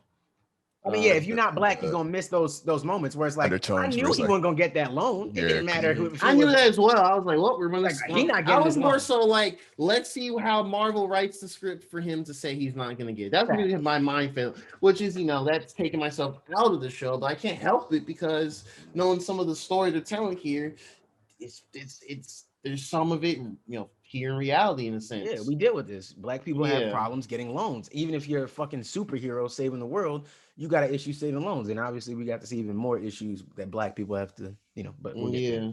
Yeah. The other interesting thing in the first episode as well, and they start the episode with a part of what Cap says to Sam at the end of Endgame, when old Cap comes back with the shield. He pretty much was like, oh yeah, this, I choose you because you're the only one that's fit to, use the shield. Sam clearly doesn't really believe and feel that he is right for the shield because, like he said, he basically gave the shield to the Smithsonian, and I'm like, all right, well, that you shouldn't have done that. You should have at least kept it and just did your own thing or whatever at the very least. But he always felt like, the people make who Captain America is and this and the other. We saw, War Machine, I think Rhodey is a general, whatever. He's a high fishing officer in the military. He's been high official in the military for most of these movies. But yeah, he's there when he gives a speech at the Smithsonian. Everyone's like, oh, we're like, oh, great, they're giving us a shield just like we wanted, low key. And you're in the museum. And he's looking at the shield and behind the plexiglass and all the Cap paraphernalia and stuff. But then Rhodey comes up and is like, oh, that was an interesting speech. Like, yeah, it was good. And he's like, basically, he was like, why the fuck did you just give up the shield? Like, why did you do this? Like, Cap chose you, bro. Like, he could have chosen anyone else, but he chose you. He didn't choose his boy. He grew up in Brooklyn. He chose you and everything. And he was just like, I just don't think I'm fit for it, etc. And it's like, all right, whatever, respect it, I guess. But I think that's going to definitely be the main overarching thing through the whole show of like the symbol and image of the Captain America character, very America focused, and also Sam kind of coping, seeing if he truly believes that he can take up that mantle and step up to the plate. So that's pretty much from what I can recall a lot of episode 1. There's probably some stuff I'm forgetting. I think they're also going to reference like a bigger fact that part of the reason he doesn't want to be Captain America is because they didn't think America will accept him as Captain America just because he's black. He mentioned black Captain America. Kind of alluded to that in the second episode. Yeah. That's the only reason I was kind of cautious about mentioning it because we haven't gotten to the second episode. Yeah. Because he does kind of allude it. He doesn't outright say it. He hasn't outright said it yet, but he's been alluding at it, I think, for 2 episodes. Like, fam, they're not going to accept me as Captain America. I'm fucking... this black dude, man. Like, if I go to Louisiana and Atlanta, if he go to Custer Grove, he gonna be out. Custer Grove. But when he go to, what I'm saying, Maine, he gotta go to Idaho and Nebraska and tell them he's Captain America. They might have a different view. Captain of mine. You're no Captain America here. He don't got the same Confederate America man for me. He ain't got the same disposition as the other man. I mean, he might be a Yankee, but at least at least I can relate to him more. Man. Yeah, man. Anyway, we get black people this show. You know, we just going. Oh, of course. I love it, though. Derek. Yeah, and we'll get to the really cool stuff in episode 2. But the end of this episode 1, you see a news thing where they basically are like, oh man, I'm forgetting other stuff too. Hold on a second. They Sam's homie from episode 1 and in the Air Force, he kind of goes on this thing where he's like trying to figure out what the Flag Smashers are up to, and he finds out where they're gonna meet up at, and like somewhere in Europe. And he kind of he dons the mask, kind of blend in, but then they all kind of start doing this mob thing, beating up people, trying to take some equipment. And he's there, and he tries to stop one guy. He's like, "Hey man, I'm with the military." And he's like, "Hey, no, fuck this." And he punched the shit out of him. And that's when we kind of found out that some of these Flag Smasher dudes strong as shit somehow, some way. So that happens. And he tells Sam like, "Yo, they're doing this in this area just to keep Sam up in terms because he wants to take them down and everything." Which we won't see more of that until next episode. But the end of episode 1, there's like a news thing that pops up. Both Sam and Bucky see in their own end because they didn't even meet up yet in episode 1. But they basically see that even though military was like, "Oh, it's a great speech, Sam. Thanks for giving us the shield." They immediately gave it to another dude. Calling him Captain America. Some doppelganger looking ass dude no one knows about. And the speech that he gave. Yeah. It was very, it sounded racially motivated, man. I'm gonna be honest. He did. Yeah, it did. 100%. He said something. What did he say? He said, "It's somebody who embodies what America sees as a true hero." A true hero. Yeah. Yep. So I was like, all right. I see what you're putting down. The only reason I didn't take it that way is because they were trying to go so hard and telling us that, hey, he's not gay, by the way. But that wasn't until the second episode. No, but no. That's true. That's true. In this first episode, we got the speech, and it was like heat. Yeah, I mean, it was, on the steps. Yeah. Yeah, when he stepped out, he didn't say he just stepped out. They speech from the second one. Yeah, you're right. Oh yeah, because they introduced him, and he didn't say anything. The second one was a little more. And then right after this speech, we get to the second episode where you go right into him being paraded by all these black people. Black coalition. Yeah. All the black Trump supporters.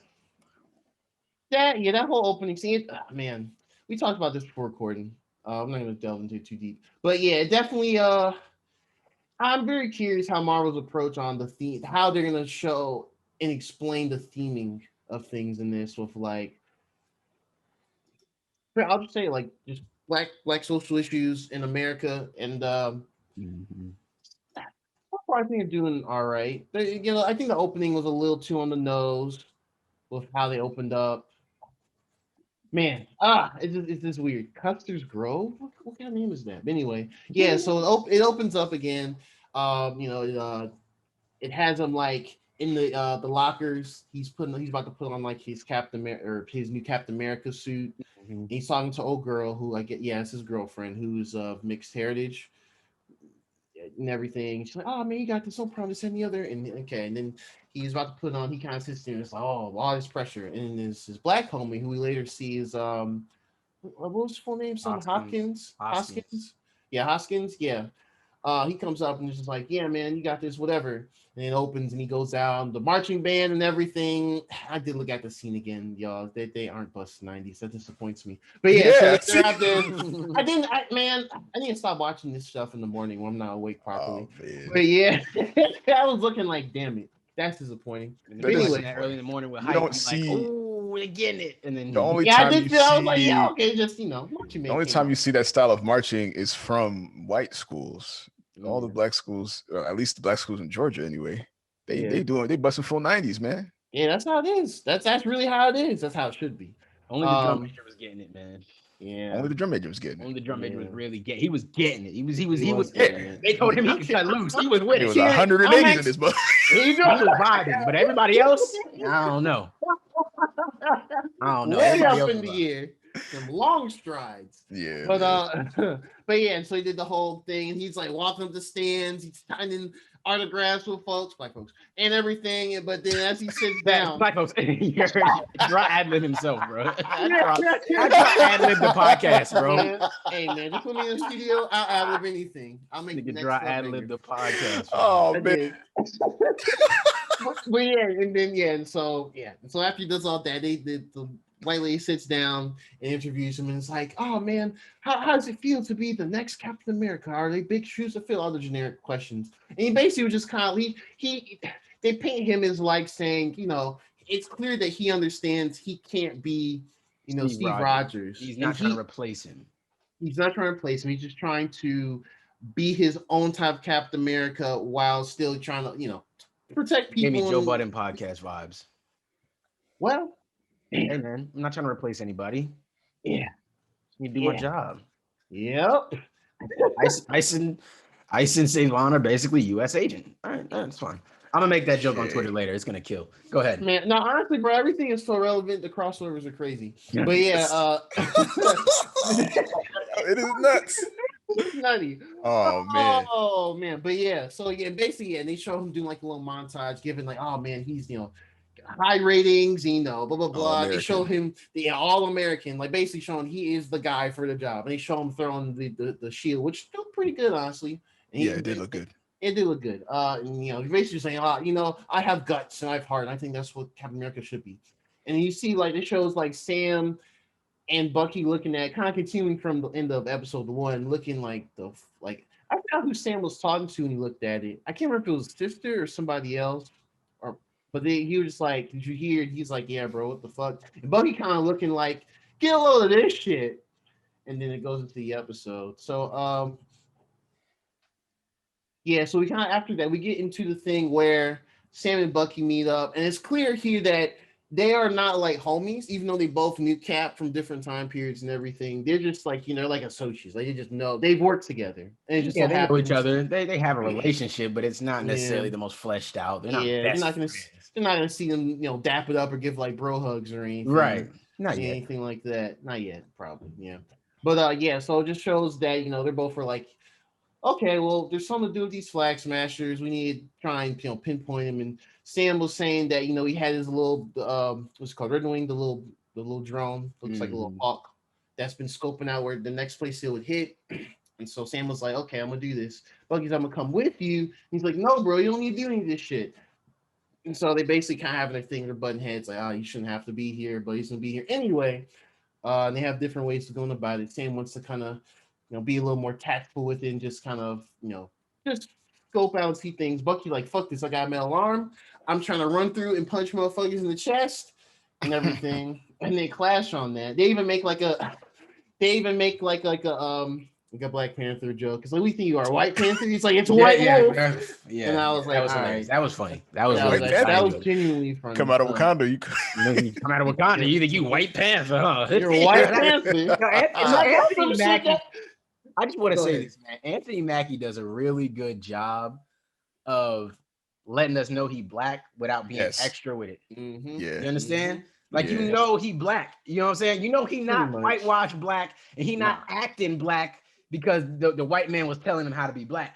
He's black. You know what I'm saying? Like, it just certain shit just came off a certain way. You like, okay, you black. You even down here. You know what we be going through. You with the shits. You with the culture for sure. For sure. Anthony Mackie with the culture, man. Because that's the way he was like, you think you White Panther. Like, right. White Panther. It's White Wolf. Like, all right. Like everybody else. I love it, man. Yeah. And another part of that dialogue, they established the big three, which is aliens, androids, and wizards.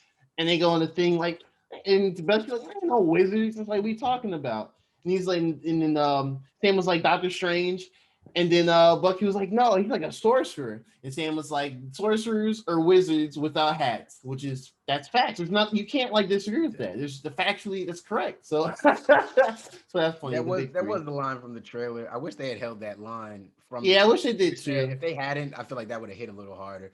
That's the only reason I wasn't like laughing harder, because I was just I kind of smirked. Because it was good in context, right? Like, it was a good scene and to see it in context. But since we saw it so many times in the trailers, I'm just like, okay. But it was still fun. That's actually, I think that's kind of an issue. I'll talk about it later. That's not really relevant to the episode. But But yeah, so yeah, they do that. They get on the ship. They kind of, I noticed they kind of do a play of like where Bucky's like, "Yo, what's the plan?" Sam doesn't say anything. He's like, "Okay, so you're gonna just let me up here, whatever. Not gonna give me a parachute or anything." And Sam was just like, "I have a plan." That's a joke on Avengers where Iron Man and Captain America when they're about to jump out of that ship first, and they just clashed on everything because Cap's still kind of like that old school, and Iron Man, Sony's just kind of like, whatever, dude, just do it. I'm a rock star of money at that type of deal. Where Iron Man was gonna be, Cap was like, yo, Tony, what's the plan? And he's like, he didn't say anything. He's like, I have a plan. He just jumps out the ship. So that was a callback to Avengers. I noticed that call out. So Sam just jumps out, and then Bucky is like, do we have another parachute? And he talks to the dude on the plane, and he's like, no, I only have the one. He's like, hey, how will it drop 200 feet? I think I'll make it. And he's looking at him like, the fuck, bro? You're just going to jump out? And he jumps out. He tries to grab, and he just hits his back on the ground. That's and funny. Survived. And he survived. Fucking Jesus Christ. Super soldier type shit. Super So, soldier. Mad at Yeah. him. Yeah, he just like, I have an arm. Boom. So, yeah, and He's like, it's like, what did he say? He was like, it's like however many feet. And he was like, I'll probably be okay. Yeah, I'll be all right. He seems so sad about it too. Like, I'm probably gonna live. It's fun. Just kind of sad.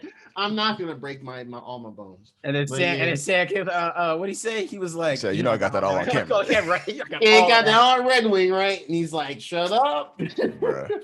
So It's funny. It's a funny show, man. Buddy cop energy, man. I like it is a buddy cop energy for sure. I dig that. So yeah, and so they scoping out in the warehouse. They see some of the folks for the Flag Smashers, and they basically were like, okay, we need to just told this tactfully. Bucky's like, no, I'm trying to run it. And he's like, no, bro. And he's like, there's only like 3-4 of them. And then he used like the scan. Falcon used, I think, Red Wing scan. No, so there's like 8 people, and one of the 8 are like in the back of the truck looking like a hostage. And it's like, all right, well, shit. And as soon as they kind of hear them, but then they're like, all right, never mind, let's dip. So Flag Smasher people dip, and they're like, oh, we need to chase him. And like I forgot Bucky can actually like run like Civil War. He just kind of that nigga books. like Bucky's like, I'm a bird. Bucky was like, I'm a track star, bro. I forgot about this. Yeah. He runs after the goddamn trucks after get full speed on like a 2-lane highway. Just runs up, jumps in the back of the truck, one of the trucks. There's only 2 of them. And he goes to the chick that looks like old girl from Spider-Man, Miles Morales. She was in Han Solo. Oh, she was in Solo. Oh, you know what? She was old girl of that resistance group. Yeah. You know what? I'm glad you said that because I kept looking at her like she does look familiar. She was the head chick from the resistance. Who was like that makes sense. Okay, so she's built for this action sense. Shit. Okay, she about to be a villain in a bunch of shit for years. She incorporated in Disney now. Yeah, they about to be like, oh, you about to be our main villain. Hey, anytime we need a light skinned villain, grab her. Throw her in. Just enough. Just that one drop. Diversity? Oh, black villain. Never seen that before, have you? She was a hero before. Now she's a villain. Now you don't know what she's going to be. Oh, man, Disney. Yeah. Disney, man. I'm paying attention to the trends. Yeah, but she did a good job, though. For sure. Yeah, I'm sold. For sure. I'm sold. Yeah. So she's like, she's back there. Bucky's like, you're good, right? You're not being, and then she kind of smirks, and she like kicks him the fuck out of there. And it's like, whoa. She's strong. And then they get on the top of the truck and they're trying to fight like all of them. I think it's like 4 of them. Well, of the ones that came up, there's like 4 of them, including her. And then Falcon's like, yo, or Sam's like, oh shit, what the fuck? So he sends Red Wing out to kind of get an idea what's happening, to like fly just over it. And then she's like on the top of the truck and she sees it. She just jumps up and she needs the shit, which I was like, okay. So that's clear to show that all of these Flag Smasher people are like, they got the super soldier serum like Cat always had. So they all strong. So that kind of changed a couple of things. So Sam and Bucky try and fight them. They kind of get their asses kicked because just a bunch of super soldiers. And then you see later, which they don't show in the trailers. I don't know why I was kind of surprised at this. I should have expected it. But the new Captain America, John Walker's his name. He comes up, he comes through, and then his homie Hoskins, the black dude, and they try and fight as well. It's like, yeah, we're here, guys, representing America. Yeah, government. And the trust feds, and they try and fight. That little girl kicked your ass, didn't she? Yep. That little girl kicked your ass, didn't she? Yep.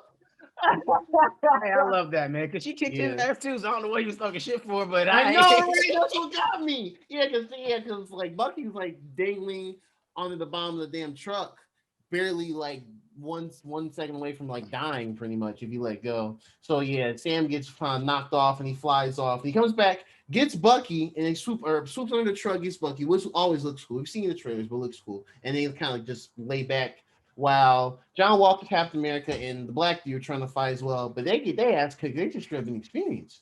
So yeah, they get knocked off as well. And so you see like Bucky and Sam walking. That's when Sam does. You got your ass kicked as well. They're walking. Then you see John Walker, Captain America, and Hoskins' homie, who we later find out he goes by Battlestar, who's also a comic character. Apparently, I have to look it up. I have to look that up too. Yeah, it definitely was like, oh, he also has a black sidekick. Yeah, but you know what? It's from the comics. It's from the comics. Lazy or maybe even a little racist when they made it in the comics. But I think yeah. But he exists in the source material. So I was like, okay, at least they're not just pandering the dynamic. The weird joke with his character though is I mean, I'm not gonna say he's on character, but from what I've read, he is like he's his own character and he has his own superhero stuff, but he also tries to call himself the next Bucky, which in optics that's bad, especially back then. From what I looked at, because it's like, oh, just the black guy's a sidekick type thing, and replace Bucky, who's just another side. Oh, he wants to be the white guy who got brainwashed and became a Nazi soldier. Great writing. So I think they rewrote that and just said, nah, he's gonna go by Battlestar going forward. But anyway, so yeah, and they basically are in they pull up in the truck and like, hey, you want to hitch a ride?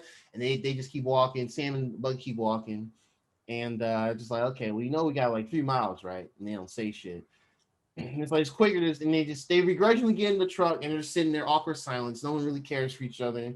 John Walker they really try and humanize him to be like, yo, yeah, I understand how this looks, but look, just to let you know, like we're working, like we're trying to help. And then Sam is like, how the hell did y'all know we were doing this? And then I think Battlestar is like, TBH, to be honest, we've been following y'all in your Red Wing. And then Sam is like, what? Like, yeah, well, that's government property. So yeah, exactly, and that sucks. I'm the government. Nigga, I'm about to beat your ass. Is what you right? I'm about to government your ass out this truck. Yeah, so government and these my hands. All right, now what's up? So it continues to show that like everything that they've worked with and dealt with that they use, they still viewed as government, including like the Shield, pretty much. Yep, the Shield is pretty much government. They consider the Shield government property. It does hurt to watch him throw that shield. I'm not gonna lie. I don't even care about Captain America. It hurts to watch him throw it, and it also hurts that he did it well. No, he does it amazing. Yeah, that's the thing too. That's what I was getting to. When they showed him in the training sequence, and he was swinging it, I was like, I don't know what Sam's mad about. This guy seems like a perfect replacement, actually. Right. I want to just befriend this dude. What's the problem? That's it. You didn't want to throw the shield around. He does. He's good at it. Yeah. Serum and send him on his way. I don't know. And that was you mentioned the serum. He hasn't taken the serum. He has no serum. So serum. At least not yet. Not yet, I would think. I think that's kind of what this show is kind of. He definitely does not have it yet. No. Yeah, because when he got knocked off and he was grabbing on the truck barely, I was like, this man should have been pulling himself up. He got his ass kicked by. And then remember, he had to throw the shield. He had to throw the shield to save Hoskins because he was gonna like smashed on the ground. He was about to fucking die. Yeah, he was about to be. He was gonna get his face. He was about to get. Oh, the first black person died in this show. Damn. Facts. That was exactly what was about to happen. That's what happens to sidekicks. Facts. Sidekicks die quick. Nah, yeah, he made it. Yeah. So good fight, guys. Like. He just sound like a new superhero, like, and it's just funny to see it. It's like, nigga, yo, shut up, bro. Right. He really is talking a little. First of all, acting a little too happy to be part of the feds. Like, you need to relax. Right, bro. Like, I kind of got that, and I was just like, man, this dude annoys the fuck. Both of them annoy the fuck out of me, which means they're doing a good job in this show. I was like, man, I don't like this. I know what they're doing. Yeah, even Hoskins, man. I was just sitting here like, look at this. Look at this coon. like really? I was like, man, don't say it, Gerard. Don't say it. It's early in the morning to choose violence. Oh man. Out here pandering because this white man told you to, because you shot some bullets with this white man. You went to target practice with him. Right. Now you a sidekick, nigga. All right, bro. Happy to be number 2. Number 2. Right. We got a lot of work to do. and you sidekick number 2, nigga. Come on, bro. Fuck the part is, Number two. I know Bucky and Falcon aren't supposed to be like superhero really sidekicks, but Bucky is still kind of a sidekick to Falcon a little bit. Like, Well, yeah, Which is- yeah. I it's look at established. Falcon as That's still what the they're main showing guy, this show and as obviously, well, like, too. yeah, Falcon's supposed to grow into his role, and then Bucky can grow into his role, and then. Oh, we didn't talk about that. The kid who Joaquin Torres, Bucky's buddy, that's supposed to be new Falcon. He turned the guy by his name in the comic books turns into Falcon. But I have to look that up because only reason I looked it up is, and this is how you know you're watching too much TV, is just how much screen time they kept giving him. I was like, yo, who the fuck is this kid? Who is this kid? And what is he supposed to be doing? So Like, are you talking about the kid when they visit the house? No. He's a different character. I know he's a different character. Different character. Joaquin, the guy who plays Joaquin Torres. His name is Torres. He's not Bucky. He's Falcon's little military. Oh, that dude. Okay. He becomes Falcon. Okay. Oh, I didn't look at his character up. Look at that. That makes a lot of sense. See, look at that. I saw Starro in the Suicide Squad trailer. He fight the next Falcon. See, look at this. Look at this. Tit for tat, man. This can work. This can work. I just only, like I said, only reason I noticed because he just shows up so much. But the way he gets Falcon, he gets a different set of Falcon powers. So I don't know how they're gonna do him, if he's gonna get like just inherit like the suit maybe, which could be different because, or if he's gonna actually end up. He might just get the suit because now that I think about it, Falcon already has a thing called Red Wing, and he was he got red wings because he got when Falcon takes up the name Captain America, he still flies around with the shield. So, right, and that's what I'm saying. Yeah. No, and the new Falcon, it's not that he becomes the new Falcon. He actually like he gets his own like suit tech or whatever. No. In the original version that I was reading about, he was experimented on by these like whatever villains, whatever. He was being experimented on, and Steve Rogers saved him, and then ended up adopting him once he realized, because he was being mutated with like some sort of like a bird, basically like a falcon. That's some comic book shit. I believe. Yeah. So they're mutating him into some shit, and he's like he has these wings, and he becomes the new Falcon. He becomes his sidekick that way. But I don't know if they're gonna do it that exact way here, where he gets like kidnapped and mutated on, and then maybe at the end of the series we see him come back, but he's got a wing on his back or something. Or maybe he just says, "Hey man, since you're gonna be the new Captain America, I'll be the new Falcon," and he just gets his own suit tech. That probably is the cleaner way to do it. But if they got the budget for like whole wings coming out this nigga back and then flying, please sign me up. Man, that'd be wild to do that before they introduce mutants and they want to bring Archangel in for real. That'd be kind of funny if they did that. And it's like, so maybe they're just practicing the wing tech. Get your tech up. Get your practice up. Yep. CGR is working. So after that whole sequence and everything, we established John Walker government, so you should already not trust him, even though he's coming off like, "Hey guys, I'm with the whole." He kind of gave I like black people too type of vibe, which and he gave this like, I'm just trying to help. I'm just want to help everybody. And the crazy thing that I know is going to get missed about that is that's what white people really be thinking. People in power that already have all the resources say that. And then when they say they want to help, they want to pick and choose how they divvy out the resources and quote unquote help. And how they want to help. Help is such a weightless, like empty term. Which is actually, and we can talk about that because Falcon addresses that. He Walker says, something like anti-government groups or violent anti-government groups are never good for anybody. And Falcon goes, normally said by people with the resources. So if I'm being violent to steal resources and make my point be heard, it's probably because I don't have any resources. It's just always the case, right? Like, people aren't living in prosperity. And like, you know what? Some people, let's bomb some shit. Let's go make some noise because shit, it's Tuesday. That's not happening, bro. That's not. No. People doing it are living poorly.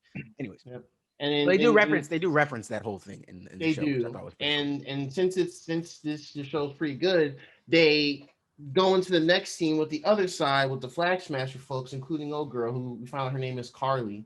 I mean, I think she's loosely based on another character, but I don't think that character was a woman. But it's fine.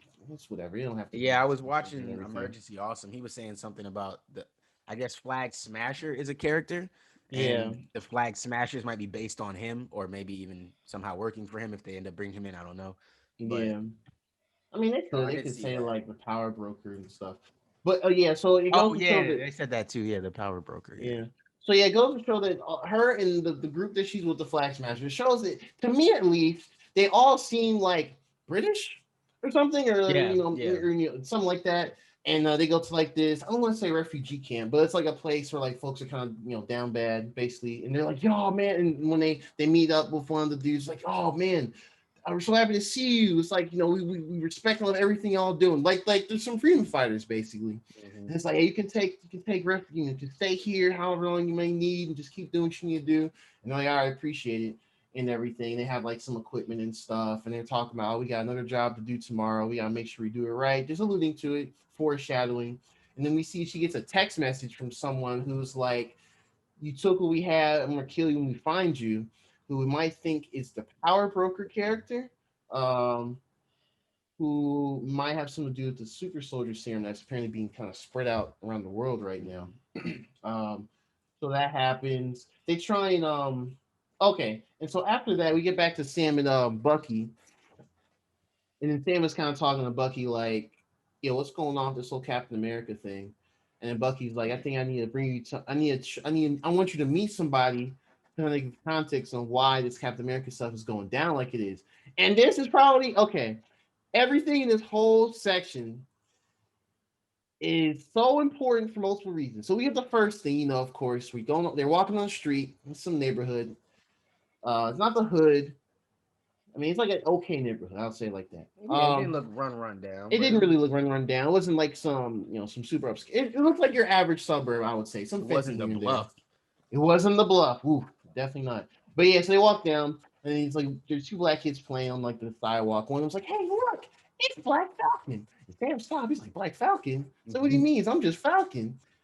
And he's like, "Well, like why?" He's like, "Why you call me Black Falcon?" He's like, "Well, because you're Black Falcon." He's like, "No, he's like, man, my dad said we call you Black Falcon." Yeah, my dad said call you Black Falcon, and he's just like, "Is it because yeah?" He's like, cuz," and he's like, "It's like that." He's like, "Nah, man." It's like, "So what? You just black kid? You think we're gonna call you black kid just cuz?" And he just like he kind of stopped, and the other kid laughed. That scene reminded me of the sketch from Key and Peele, the Falcon. Oh yeah. That's actually really fun. That, you know what? Yeah, I didn't even think about that. That's actually funny. Yeah, that's kind of funny playing on that. Yeah, I think he was Blue Falcon, but they kept calling him Black Falcon. Oh yes, it's just, yeah. Okay, yeah, I remember that episode. That shit was hilarious. Yeah. Like, oh shit, Blue Falcon, man. Like, well, it's hard because. Said, like, what if I called you Yellow Falcon? Like, hey, whoa, that's whoa. All of a sudden, double standards out here. But I think he was Asian, bro. It was a whole bunch of like, it was Asian. Everybody was like, what? Yeah. Keegan was Native American. He said, what if I called you Red Falcon? Exactly. What if I called you Red Falcon? Yes. Oh man, yeah, that was a good skit. Yeah. People give Key and Peele their credit because they think white people chose them, but them niggas is funny sometimes. Yeah, they had their hits on there. Hey man, that's why you call every person named Aaron Aaron. Like facts. Come on. Yep. So they go up to the door and they knock on it, and this younger black kid comes, not a teenager, say maybe like a high schooler, comes up to the door and it's like, "Yo," and Bucky is like, "Is your grandfather here?" And it's like he don't want to see nobody. He's like, "Nah, like I want to actually come and talk to him." And he's like, "Well, it's important." It's like, tell him it's, Bucky or whatever. And this character, we get introduced to Isaiah Bradley, who in the comics was the first the first Captain America officially. And that's a big thing. That's a huge thing. Introduce his character. Because so in the comics, like the super soldier serum, they made the first super soldier serum and they gave it to Cap for World War II and all that stuff. While he was gone doing that stuff, they had other soldiers they were trying to experiment and replicate that type of serum, and they tested on a bunch of folks, a bunch of black folks. Sounds familiar. And they did in real life. Like it did in real life. Let's make that clear. So there's some stuff's rooted from actual events. Um, yeah. So in of all, like it was like hundreds of people, 100 different people trials and everything. Everyone else died but him. And he actually got his own super soldier serum. It's not exactly 100% like the first one made for Cap, but he's still, he's still strong. He got the hands. And that dude is pretty much like a badass. Like he's like I would imagine like black people in comics and Marvel comics, like he would kind of be like a legend, like a street legend almost. I would say he's kind of like that level. Like characters are like, yo, Isaiah Bradley here, stuff like that. But like after all that happened, he got captured by like Hydra in that time, and he also got experimented on in America. The government was treating him terribly. Not giving him his flowers, basically, never giving him his flowers, even though he's all this stuff for America in the military and everything. Yeah, I love the fact that he was like, when you was over here just killing soldiers left and right, they dropped my ass over there, and I kicked your ass. That shit was amazing. That shit was raw. Yeah, so was like, so we get introduced to him. Yeah, so we get introduced to him. He's talking to him, and he's ripped like, that arm right off. He's like, I ripped that arm right off. And he's like, yeah, because when they come in, he just like, honestly, I was like, I only wanted to see if you had another arm back after I ripped that shit off. Like you said, yeah. And pretty much he goes on to say, like, I don't really want to talk more about the situation because I got beef with just everyone, and he don't really want to talk to them. And they try and push him more, and he grabs him on the table, and he throws into the wall just to display that he still got that strength, that strong. So yeah, he's not really about the shit. Did y'all recognize the actor that played him? Because he's familiar, but I'm just super bad with like names in general. So he's definitely. Give me 1 second. It's Paul Lumbly. Paul Lumbly. Okay. I'm gonna look him up because I know I've seen something else from him in it. But yeah, so Isaiah Bradley's just basically just like, man, you can't just walk up in here and try and be someone else. Because Bucky tried to convince me like, hey, I'm not that the Winter Soldier anymore. I'm reformed, cleaned up, etc. I'm doing stuff for the government for part of our agreement.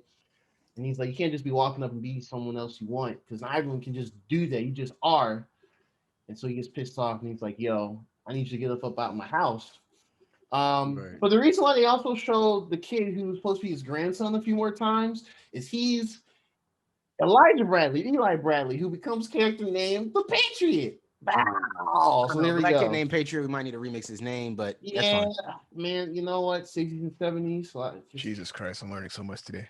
Yeah, like no, you didn't know that one? I had no idea. No, real rap though. This episode's laying a lot of groundwork. They're laying a lot of ground. So the Patriots relevant because in this time, Marvel heads were paying attention to this because of who's doing what in these shows coming out. They're setting up for the Young Avengers. Patriot is one of the leading people. He gets his own super soldier serum later on, and he's basically like, he doesn't like fight with a shield like that. He goes with the hands basically. But he's pretty much like one of the leaders of the Young Avengers. Yeah, so his grandfather, the original Captain America. Yeah, he the OG. The OG Captain America. Yeah, America acting like he don't exist and everything, but that's fucked. But I think that's just super important. Just they threw him in jail. Yep. They threw him in jail, exactly. This is a lot of stuff, man. And you got to think too, like that moment, how deep they really like took that. You know what I mean? Like that anger. That's the anger a lot of black people feel right there. Because at the end of the day, he like, yo, y'all experimented on my body. Put me through all this bullshit. Send me across enemy lines. I'm getting shot at left, right, all this type of bullshit. Then y'all send me back here, basically throw me in jail for years, keep running tests and keep doing all this bullshit. Then you finally let me free. Don't tell nobody what I did. Act like I didn't exist. Now you got this white boy who I was sent to kill. Yep. Not only are you still alive, they done gave you a new, better arm, and they pardoned you. Waltzing up in here, yeah, this shit. And they pardon you, and you come into my house. That's damn, crazy. That should break your neck right now. Pretty much. That's a wild situation, right? But that's how white people feel. And that's why it's even crazier when you, because think about how I just explained that situation now. Don't Bucky look crazy for going to that man's house? He does. It is crazy. Why just walks up in there. Why do you feel comfortable at that man's house? He should want to kill you. Now, I get it. Bucky's gone through like PTSD. He's fucked up in the head. He's like dealing with all his passion, and he was brainwashed and stuff. So I get it. I'm not saying that it was all Bucky and it's on him. My thing is, He should feel so much shame. He should have walked in shame. He should have took his arm off when he walked in there or something. You know what I'm saying? He should have figured something out to be more respectful to Isaiah Bradley when he walked there, knowing who he was going to see. Not to mention, you also taking another black man to see this nigga. You know what I'm saying? And not to mention, you double down and let us know you never even told Steve, who maybe Steve could have got him some help. Let him know, like, bro, you're not alone. Like, no, we're gonna make sure you get your recognition. Maybe it would have been better, but no, just all this shit. And people saving the world, and nobody cared that this Captain America, who had really been doing the same shit, was out here. You know. So that's some pretty good context to why Falcon reacted. And that's why Falcon after they left. How the fuck don't we know about this guy? Yeah. Why does nobody know this dude exists? What is wrong with y'all? He's like, how could nobody tell me? And now he's stuck because you could tell like he wanted to go back. But he's like, this dude is angry at people, at the world now. It's not really just white people. He angry at the world. He don't want to talk to nobody. Fuck, I don't want to talk to Falcon either. Not that Falcon may have done that. I don't want to talk to you either, nigga. You represent that system to him. And this is how black people feel. This is how a lot of black people like me, this is how we feel a lot. Sometimes I might not even be angry at you, but I'm just angry at the system you represent. So fuck you too. Why are you comfortable working with that system? And that's how he looking at Falcon like, yeah, they pardoned you and they accepting you now, but what happens when they need you for something or they feel like you're the right specimen to test on? You know, then what? You know, so I love that. I loved all of that. Loved all of that. I ate that right up. And the attitude as well, it's clear that Sam was feeling the same energy because he walked out here and he's like, bro, why the fuck didn't you or Cap or anyone tell me that this man exists? He's literally in our backs, like footstep, whatever. He like OG legend shit. No one ever told me. They're getting loud in the street talking. There's suddenly people walking around on the sidewalk just watching, like, oh snap. And they're getting loud. Bucky just like it was just a secret, you know, I just didn't say anything about it, etc. And then of course the cops roll up. And I was like, come on, bro, don't do Here we go. So did that scene felt a little tacked on to y'all? It felt a little extra after like we did. And so that scene was for white people. It was. Right? Because I think all black people got the message of the scene right before. We all understood that. I feel like that was a very clear message to black people. And then they were like, oh, yeah, but white people may not understand what the problem was. It was a secret. It was not secret information. Why would Bucky shouldn't share it? So for white people, we got to dumb it down and watch the white cop who shows up here, whose real job is to arrest Bucky for missing his session, but instead is harassing the black dude because they're arguing in the street. And don't recognize that he's stopping the reason he didn't find out about the warrant until they went back to the car. It wasn't like they were just patrolling at the time, and then they went back to the car and found out. They came back and said, You're right. Regardless, the nigga with the warrant ain't the nigga that y'all yelling at. Yeah, and that y'all asking the man with the warrant if he all right. It was just ironic that they were pestering, Falcon. And it came to all right, is he causing you a problem, sir? Even though we're about to arrest you? Even though we're about to arrest you? Anyway. Is this black man bothering you? Oh my God. Very clearly black middle class neighborhood. Right. Crazy. Man. Hey man. Whatever, bro. What do I know? Yeah, I have to talk more about it after. That's what I said. That scene was for white people. It was over the top, and for it to be right after the scene in the house, I was just like, bro, like that's why I. How many racial lessons do we need back to back? Like we get it. Damn. Yeah, like that. No, white people don't get it. Yeah. There's another reason why I'm saying that. But so yeah, and then Buddy gets arrested. Sam just like, oh, shit. So you go to the place. And then he actually finds and the therapist comes and she's like, oh, hey, so you're actually free to go. So Bucky, he's like, the fuck? And Sam comes up too, like, oh, that's cool. And it's like, what happened? And you see John Walker shit-eating grin, like, hey, fellas. And it's like, all right, so the feds bailed us out. You think we're going to feel something special about that? Like, hey, man, we're on the same team, bro. And it's like, all right, I'm paraphrasing, obviously, but yeah, that's kind of like how that part of the scene went. No, that's basically what happened. Yeah. Therapist chick was just like, all right, but we need to have our thing since you ducked me earlier. And she's like, okay, whatever. And Sam's like, I'm dipping. And she looked at Sam like, nah, fam, we getting you in this section too. And he's like, why? I'm not even part of this shit. And they do the whole thing where they kind of try explain like what they don't like about each other and talk about how basically just air their grievances. I'm not gonna lie. as much as I enjoyed this, I'm gonna shoot Marvel a little bit of criticism That's fine. because I don't think they gave us a real valid reason for why why Sam had to go into that therapy session with No, him. they didn't. The only There was reason no why real reason. It was just like, you're here, I guess. So that's come on. really what it was. Yeah. Because like legally he was not required to go in there or anything. Like No, it wasn't. Not at all. Thing. I think the only reason why she just kind of aggressively said he would need to come too because from episode 1, because because we saw I didn't mention this before, but when they had the therapist section and they talked about in episode 1 with Bucky, she was just like, "Have you been talking to anybody? You're socializing base," and he's just like, "No." It's like, "Let me see your phone." It's like you have calls. Yeah. No one else except for Sam. You should talk to Sam. The only other person you can talk to that relates to stuff. So that was the really forceful thing she was doing. True. But at the same time, it definitely came off as like, if you didn't recall that from the first episode, this is kind of like, well, I mean, yeah, that does give it a little more context. So that's like you go to like, I don't know, Decatur, check on the homie, find he's good. But then the therapist is like, oh, you come in there too, and it's like, oh, my lunch break. What are you doing? Yeah, no, I'm not doing that. There. Like, not legally obligated. So I kind of looked at it as because immediately before that, new Captain America, Boy Chin Wonder, he and they got a long chin, man. He basically says, oh, he's no longer required to do this anymore. He's cool now. So I assumed when he said that in front of the therapist, I thought the therapist was calling Falcon in because she was like, okay, I'm not gonna be able to keep tabs on his mental health. I want you. That's a nicer way to look at it. I like that way of looking at it a lot. I want to bring you in here so that you know what's going on. Okay. Yeah, I like that take as well. Yeah, for sure. That's good. Yeah, that's good. See, we all bringing something to the table. Look at that. We eating. Thanksgiving. That's the Rock. That's this all over. Yeah, so they have their thing where they kind of do what they call it, the face-to-face. Huh?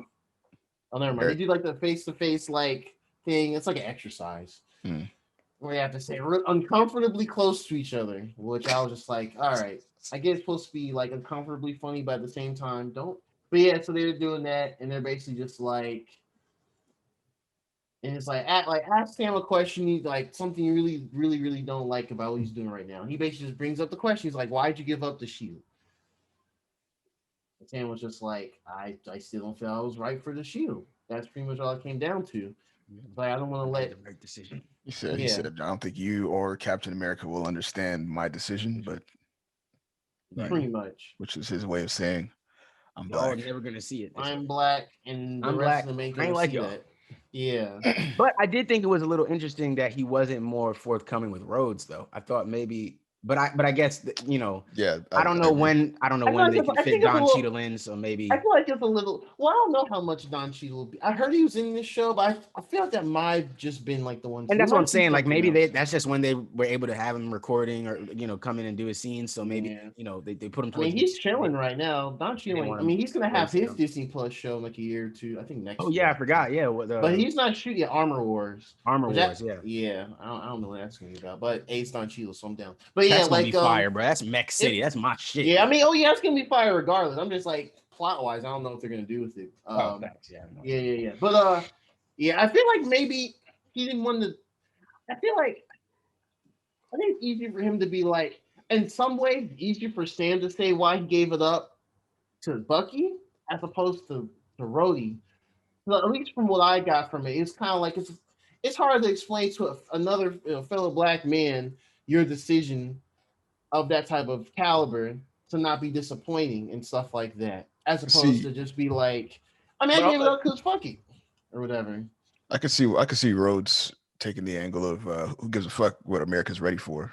Yeah, look at the position I'm in. Was America ready for this? And maybe he was a little afraid to get that from him, so he just kind of was being. But Rhodes has to take into consideration that you still have a helmet you put on, a whole mask and everything. I mean, don't get me wrong. Falcon has his but everybody knows he's Falcon. Like people know he's Falcon, and people know who Iron Man and people know who like War Machine is. Yeah. But at the beginning, it wasn't necessarily that, and Iron Man never really like left him the Iron. He wasn't like, "Hey, you're Iron Man now." He's like, I'm Iron Man. You War Machine. Yeah, literally. Yeah, War Machine like, is on my character. guy. You know what I'm saying? He's still military.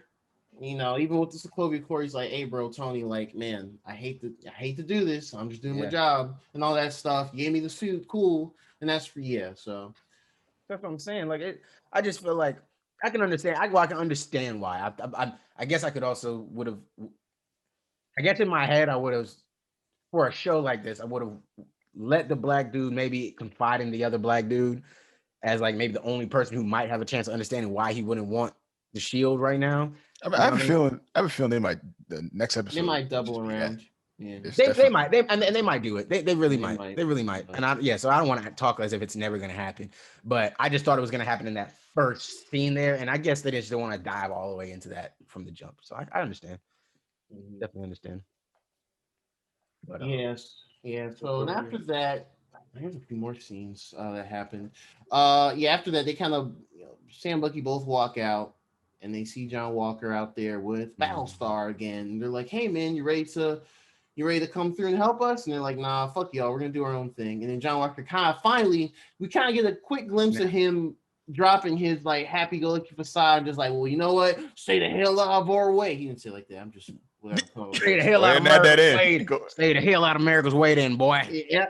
Well, he didn't say it, but that's what it sounded like. If he had said, "Boy." That good old boy Georgia came out. Let me tell you something. That would have triggered me, dog. Yeah.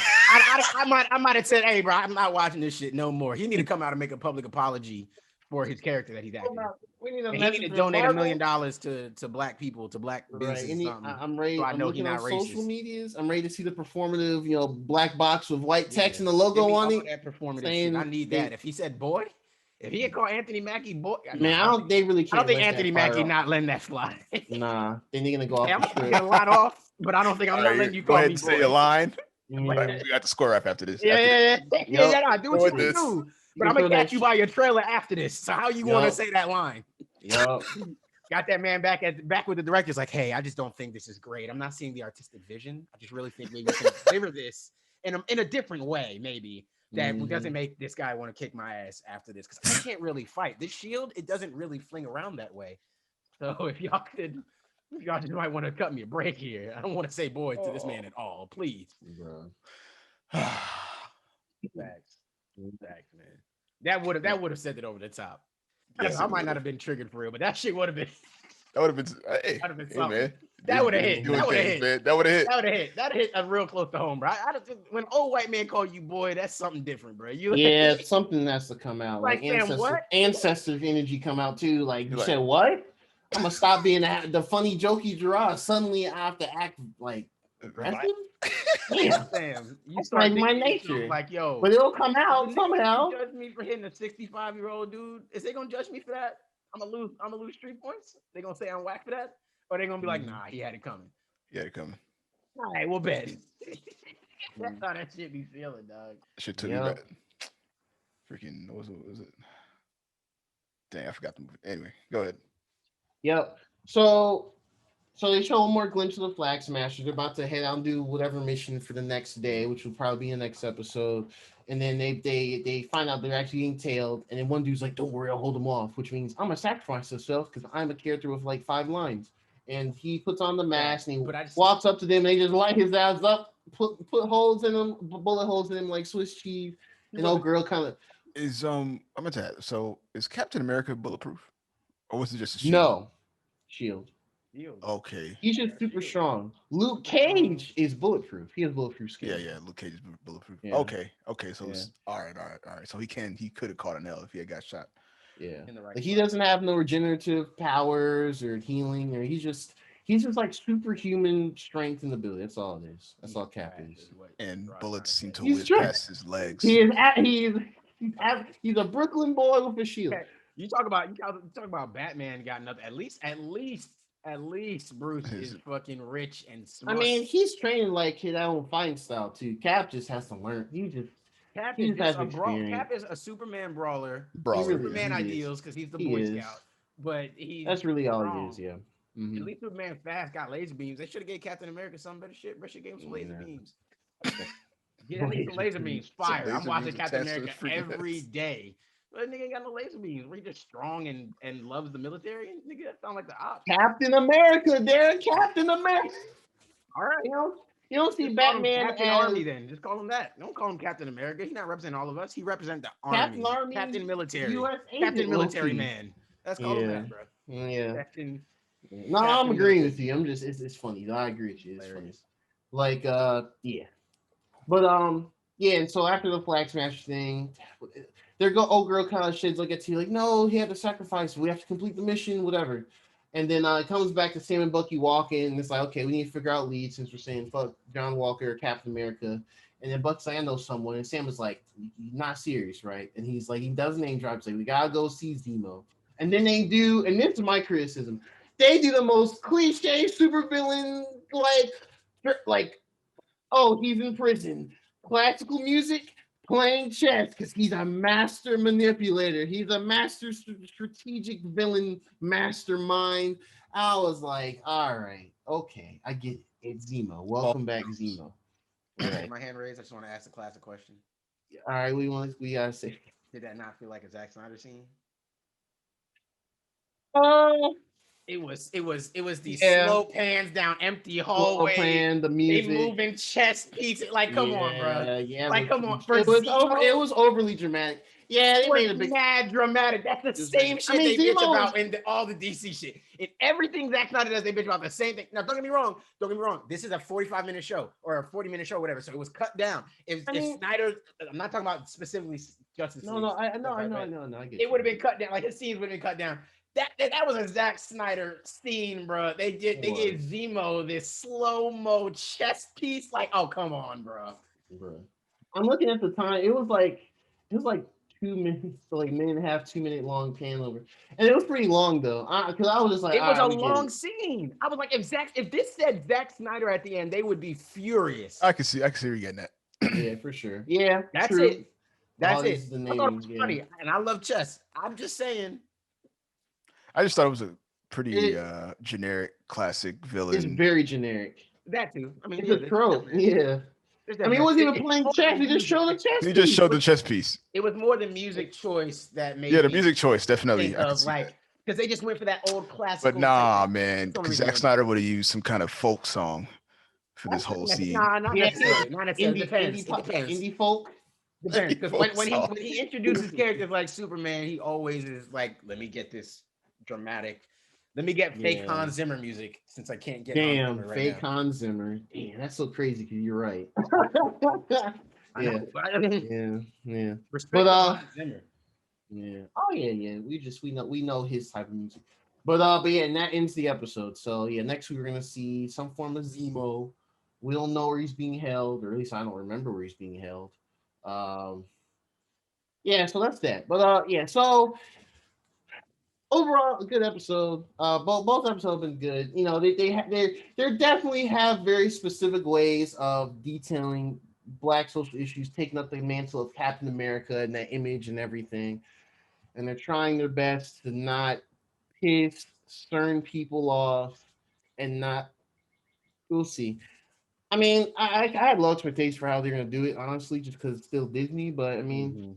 We'll see. This is supposed to be, I think, 6 episodes, unless I'm forgetting something. But yeah, it's supposed to be 6 episodes, so we'll see. I'm hyped for this, man. I'm enjoying it. I love all the Black content. Oh yeah, absolutely. I mean, just putting Isaiah Bradley on the screen that's important. Very important. That was amazing, man. I thought that was dope. So they didn't have to do that. They could have kept ignoring it. They could have kept acting like it wasn't name drop. Who's Isaiah Bradley? Yeah. They could have just done that, right? They could have just had a name drop and. Or it could have been Steve Rogers telling us about somebody, you know, or even Bucky, like, oh, I used to work with this guy, and that was all we got, like a little PowerPoint presentation about some old file on him or something.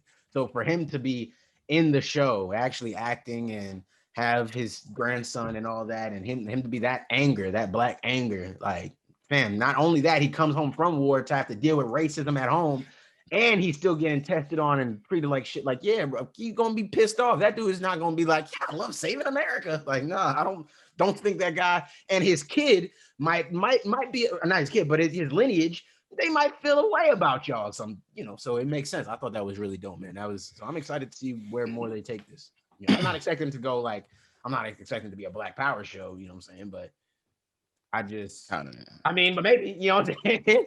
We can get some Isaiah Bradley flashbacks with the Black Panthers or something. I definitely wanted that, man. I definitely wanted it. I was like, please show a flashback you ripping it. Even if it was just like 20 seconds. I don't care. That would have been great. Flash would have been crazy, yeah.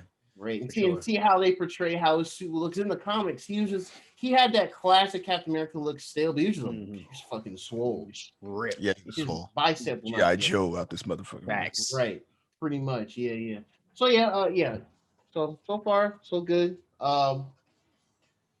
Yeah, gotta wait till Friday again. Damn. Yep. And it also shows too that WandaVision was definitely going to be the between the two, the outlier of how to do their episode format, because both episodes for this have been 42 minutes runtime. So yeah.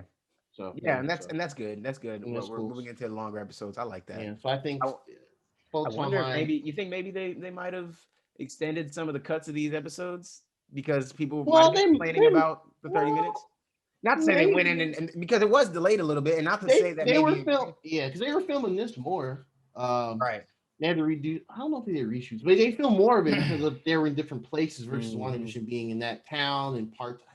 Yeah, whatever. So yeah, they might have cut it to being that way. So absolutely. But yeah, I'm liking the pace so far. Really just the things that I criticize, just nitpicks here and there, and then how. From Black people eyes, my eyes, basically, in that case. But yeah, overall, I'm enjoying it. So yeah, I just want y'all to. That's really dope, man. Yeah. Oh, I don't ignore what I just said, and I'm just agreeing with you. Oh yeah, it sounded like I was about to start and say something, but I wasn't. I was just agreeing. I don't know why it came out that way. My brain. Sorry. But I think that's all to really cover about the episode. Yeah. No, man. Yeah, we covered the Young Avengers. Well, the Young Avenger that pops up, and then potentially the next Falcon. We'll see how that progresses. Yeah, man. I think it'll be dope, man, and then hopefully we even can get some nods to some multiverse action happening in here somewhere. It doesn't have to be anything big or crazy. I'm not asking for anything wild to happen, but just a little nod to some, because we're thinking because we got to think. Wanda 6 weeks after the blip, Wanda was out here messing with multiverse shit, right? And I don't know when Dark Evil books. Do we know when Doctor Strange Multiverse I don't know, man. comes out? Do we know what? Not when it comes out? No. Sorry. Do we know when it's placed in the MCU timeline? Like how far? Where is it? Do we know if it's after the blip? Is it after WandaVision? Is it after? I know it's. WandaVision. Yeah, my bad. Yeah, so it has to be after that. But how far is it? How far is it for WandaVision? Because Falcon and Winter Soldier is 6 months after the blip. So, and we know. I don't know. I mean, 6 weeks. So this must be. So is this between like 3 months? Is it? But it's got to be before Falcon and Winter Soldier. So they have to reference some of this shit happening, or that it happened, unless we're not in the same universe anymore. And then I don't know. I don't want to confuse myself. Honestly, bro. Thinking of that. If it was for the pandemic shifting all the movies and stuff around, I'm not really sure. Because at one point, what they're trying to do, at least what Kevin Feige was saying, he would start phase 3. He was like, the movie, the years the movie comes out, we're supposed to canonically kind of be like the year we watched him, like or whatever. But then they kind of said fuck that when he did Endgame and did the time traveling stuff. But I don't really know. So right now the movie is 2024. So I'm not sure. We'll have to see. I'm not sure. We'll have to see more of the movies come out. Maybe Spider-Man 3 as well. Just supposed to think. We have to see. I'm not sure. But yeah, unless there's something I haven't read. No. I think we covered that episode pretty well. No, I'm talking about like as far as like chronologically when this takes place. Oh, got you. Yeah. I haven't seen anybody say exactly where the movie fits in. I was trying to search it. I didn't. For Doctor Strange, I need a little more information. So, two little pieces of information here at the end before we go. One is a random fact that I just read because I was bigging up Hans Zimmer. because I randomly saw a video the other day where they were talking about how he did the score for Lion King, and I didn't remember that fact. So I treated it like a new fact. Hans Zimmer did the score for Lion King, and then I just want to read this. I just want to read this. I just want to read this to you. I'm just going to read this to you because this is a crazy story. It's just crazy that this exists. All right.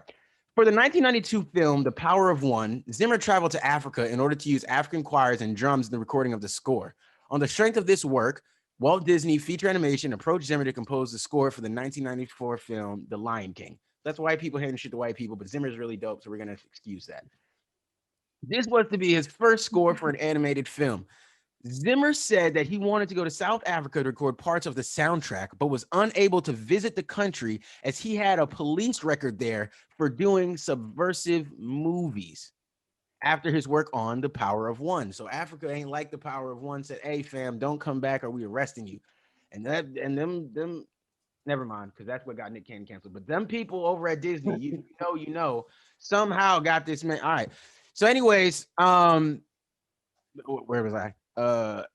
Disney studio bosses expressed fears that Zimmer would be killed if he went to South Africa. So the recording of the choir was organized during a visit by Lebo M. Somebody he worked with. I don't know who that is. He's probably super important or something. But he's a South African producer and composer, which means he's probably white. There's no pictures of him. He got a real African sounding name. That don't mean nothing in South Africa though. Oh, he's black. Thank goodness. Okay. I just assumed Disney. Yeah, I just learned something on the show on air. I could cut this all out and pretend I just knew it, right? Like, all right. So being honest. They had a black dude in South Africa go fix this. So now I don't feel so bad. Now I don't think Hans Zimmer just got away with some racist white shit. Man, that was a close one. They would have gained another one. But I just think that's crazy that I just think that's crazy that Hans Zimmer did the score for Lion King. I did not know that. And that's, I mean, yeah. Could you, like Hans Zimmer, like The Circle of Life? That's Hans. Like The Circle of Life. Like, I never really just think that through. Hans, that's Hans. That's all right. Okay, I'll have to give him his flowers on that 100%. That's wild. Yeah, man. You know, all these years, I never really looked back and looked who composed all those songs. No, why would we? We were children. But that's I mean, like look back. Obviously, back then, whatever. I just thought whoever Disney got working, it was, they just had the 90s on lock, which apparently they had the 90s on lock. Reconfirmed. Well, facts. It's the composing goat himself, Hans Zimmer. Man, he survives another day of no racist allegations. Thank goodness. And a black man helped put together that Lion King score, which makes sense. That's why it's so good. That's why it's so accurate and on just it just makes sense. Look at three black people who never been to Africa saying he made an accurate African score. This is what we need Raymond for. That was a little racist, maybe. I'm not sure. Anyways, the other news to distract you off from that is that James Bond is playing Dr. Fate in the Black Adam movie, and yes, dope. Shit. Pierce Bronson. Pierce Bronson. I'm not gonna lie. I think this is dope because I did in my head always think Daniel Craig would make a good Dr. Fate. Yeah, so for it to be another white dude that looks just like him, just a little older, I'm like, that's even better. I mean, I like Pierce Bronson a little more than Daniel Craig personally. Oh well, I think he fits the Dr. Fate character more because he's older. That's the only reason I think he fits Dr. Fate's character better. You like him as a 007 better than Daniel Craig? Yeah, personally, that's all it is. I think I just like some of the movies he's in more than Daniel Craig. I like some of the movies with Pierce Bronson, but I like Daniel Craig as James Bond better because only because I think Daniel Craig has Daniel Craig to me gives a 007 role like this like a more updated swag to it. Like he just that's always gonna happen, but still, that's how I felt about it. That's how and I like that more than I feel like I could relate more. I feel like when I watch Daniel Craig, I feel like I could be James Bond more than when I watch Pierce Bronson. And that's not a knock on him. He's a product of his time. I think it's just a difference for me personally. Mm-hmm. No, that's just me personally, honestly. I haven't really seen a James Bond movie in a good minute, but I like some of the ones Daniel Craig's in, but it's just like, I don't know, just when I saw that headline, it just seemed like such a no-brainer. I was like, oh, that's really good. I'm kind of rooting for the Black Adam movie. I'm rooting for that too. I'm hoping that could be really good, man. Yeah. Tell me Dr. Fate is on it. The Rock is Black Adam. The Rock is Black Pierce Adam. Brosnan's Dr. Adam. Fate 2. That sounds like a fire roster, bro. Just throw Kevin Hart in there somewhere, man. We're in for it. All right. We gotta stop. We gotta get out of here. All right, y'all. Thank you for joining us. We gotta go after that one. We gotta go. Directed by Patty Jenkins. All right. So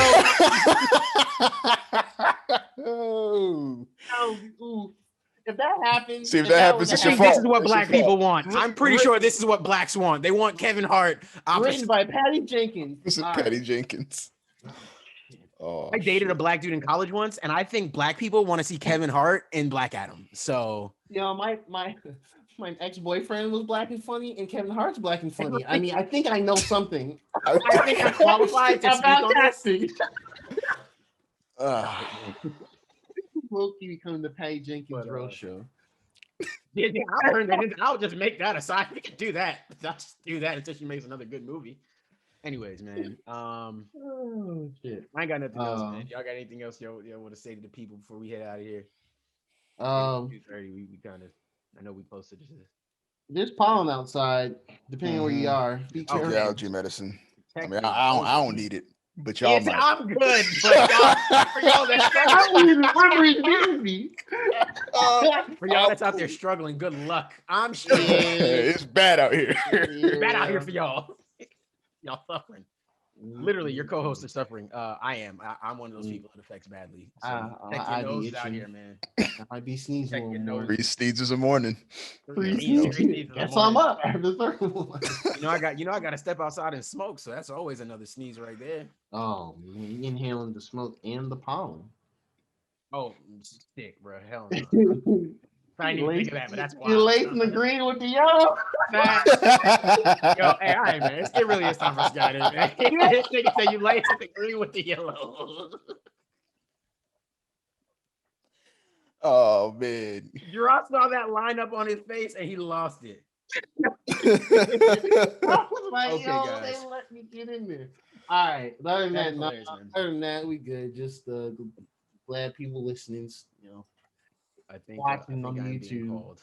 I think I'm being called. It is y'all know. In the meantime, I'm at my parents' house, and my mom just said something about my little brother is home for the weekend. Shout out to my little brother Shawnee. He's home. Wow. He's gonna hate that I called him Shawnee, but fuck him. He can't beat my ass yet. He's home for the weekend from college. He's visiting, so I think my mom is about to make some fire. Hey, and so my mom's gonna make some call because in case y'all don't think I'm Hispanic, which I don't know if I've said that on here before, I am Latino by culture, I guess a little bit. And so my mom's about to make some sausage. It's just sausage with like peppers, but it's fire. And she's gonna make water bread. That's Ian's. That's what Ian calls it. Ian calls it water bread, but we call them fried cakes. Water bread because it's flour and water fried, literally. But it's fire. I don't care. It's bread, and it'd be fire. It tastes good. It don't matter, right? It do taste good. It tastes fire. It tastes like soft, fresh baked bread. Oh, that's cool. Yeah. It's good. Get you some self-rising flour. Go make you some water bread. If you ever down bad, you ever struggling, you can't afford the loaf at the store. You get some flour or water. You mix that up. You throw that on the pan, and you got you some little biscuits you made yourself, man. There you go. Poor nigga tips from Derek. Anyways, man, a bag of self-rising flour like $1.50, dog. You in the game, bro. That shit gonna make you biscuits for months. Yeah, anyways, that sounds like a move, honestly. Only if you need that, man. If you can afford to go to McDonald's or Dunkin' Donuts every morning, then you do your thing, bro. Yep. Anyways, I'm done rambling now at the end of the podcast. I appreciate y'all for listening. It's the Two Ugly Nerds. Peace. Hope y'all. Oh, wait, hold on. Catch all, like all the shit. Subscribe. Please, like, comment. Like, I'll be editing these videos. Like, can y'all tell me if you like it, please? Yes. Especially our Suicide Squad discussion. What y'all think? You want a little validation? What try to go back to like being an engineer, maybe. Like, yo, you trash. All your visual directions is trash. Oh man. All what you think is dope is whack, nigga. Go back to the numbers, nigga. Go crunch some numbers for somebody. If that's what I should do, like, please, like, Go draft some shit, nigga. go draft some shit. Nigga. Go engineer some new technology. Pipes, facts. Go engineer a new job, nigga, and stop trying to talk to us about movies. Hey, man. Never mind. I'm saying, hey, I appreciate y'all, man. I'm just joking with y'all, man. Appreciate y'all for listening. This is episode 109. It's 109. Okay, I think so. it is 109. It's 109. Yeah. Anyways, man, I appreciate y'all for listening. It's been Two Ugly Nerds. Peace. Peace again. Later.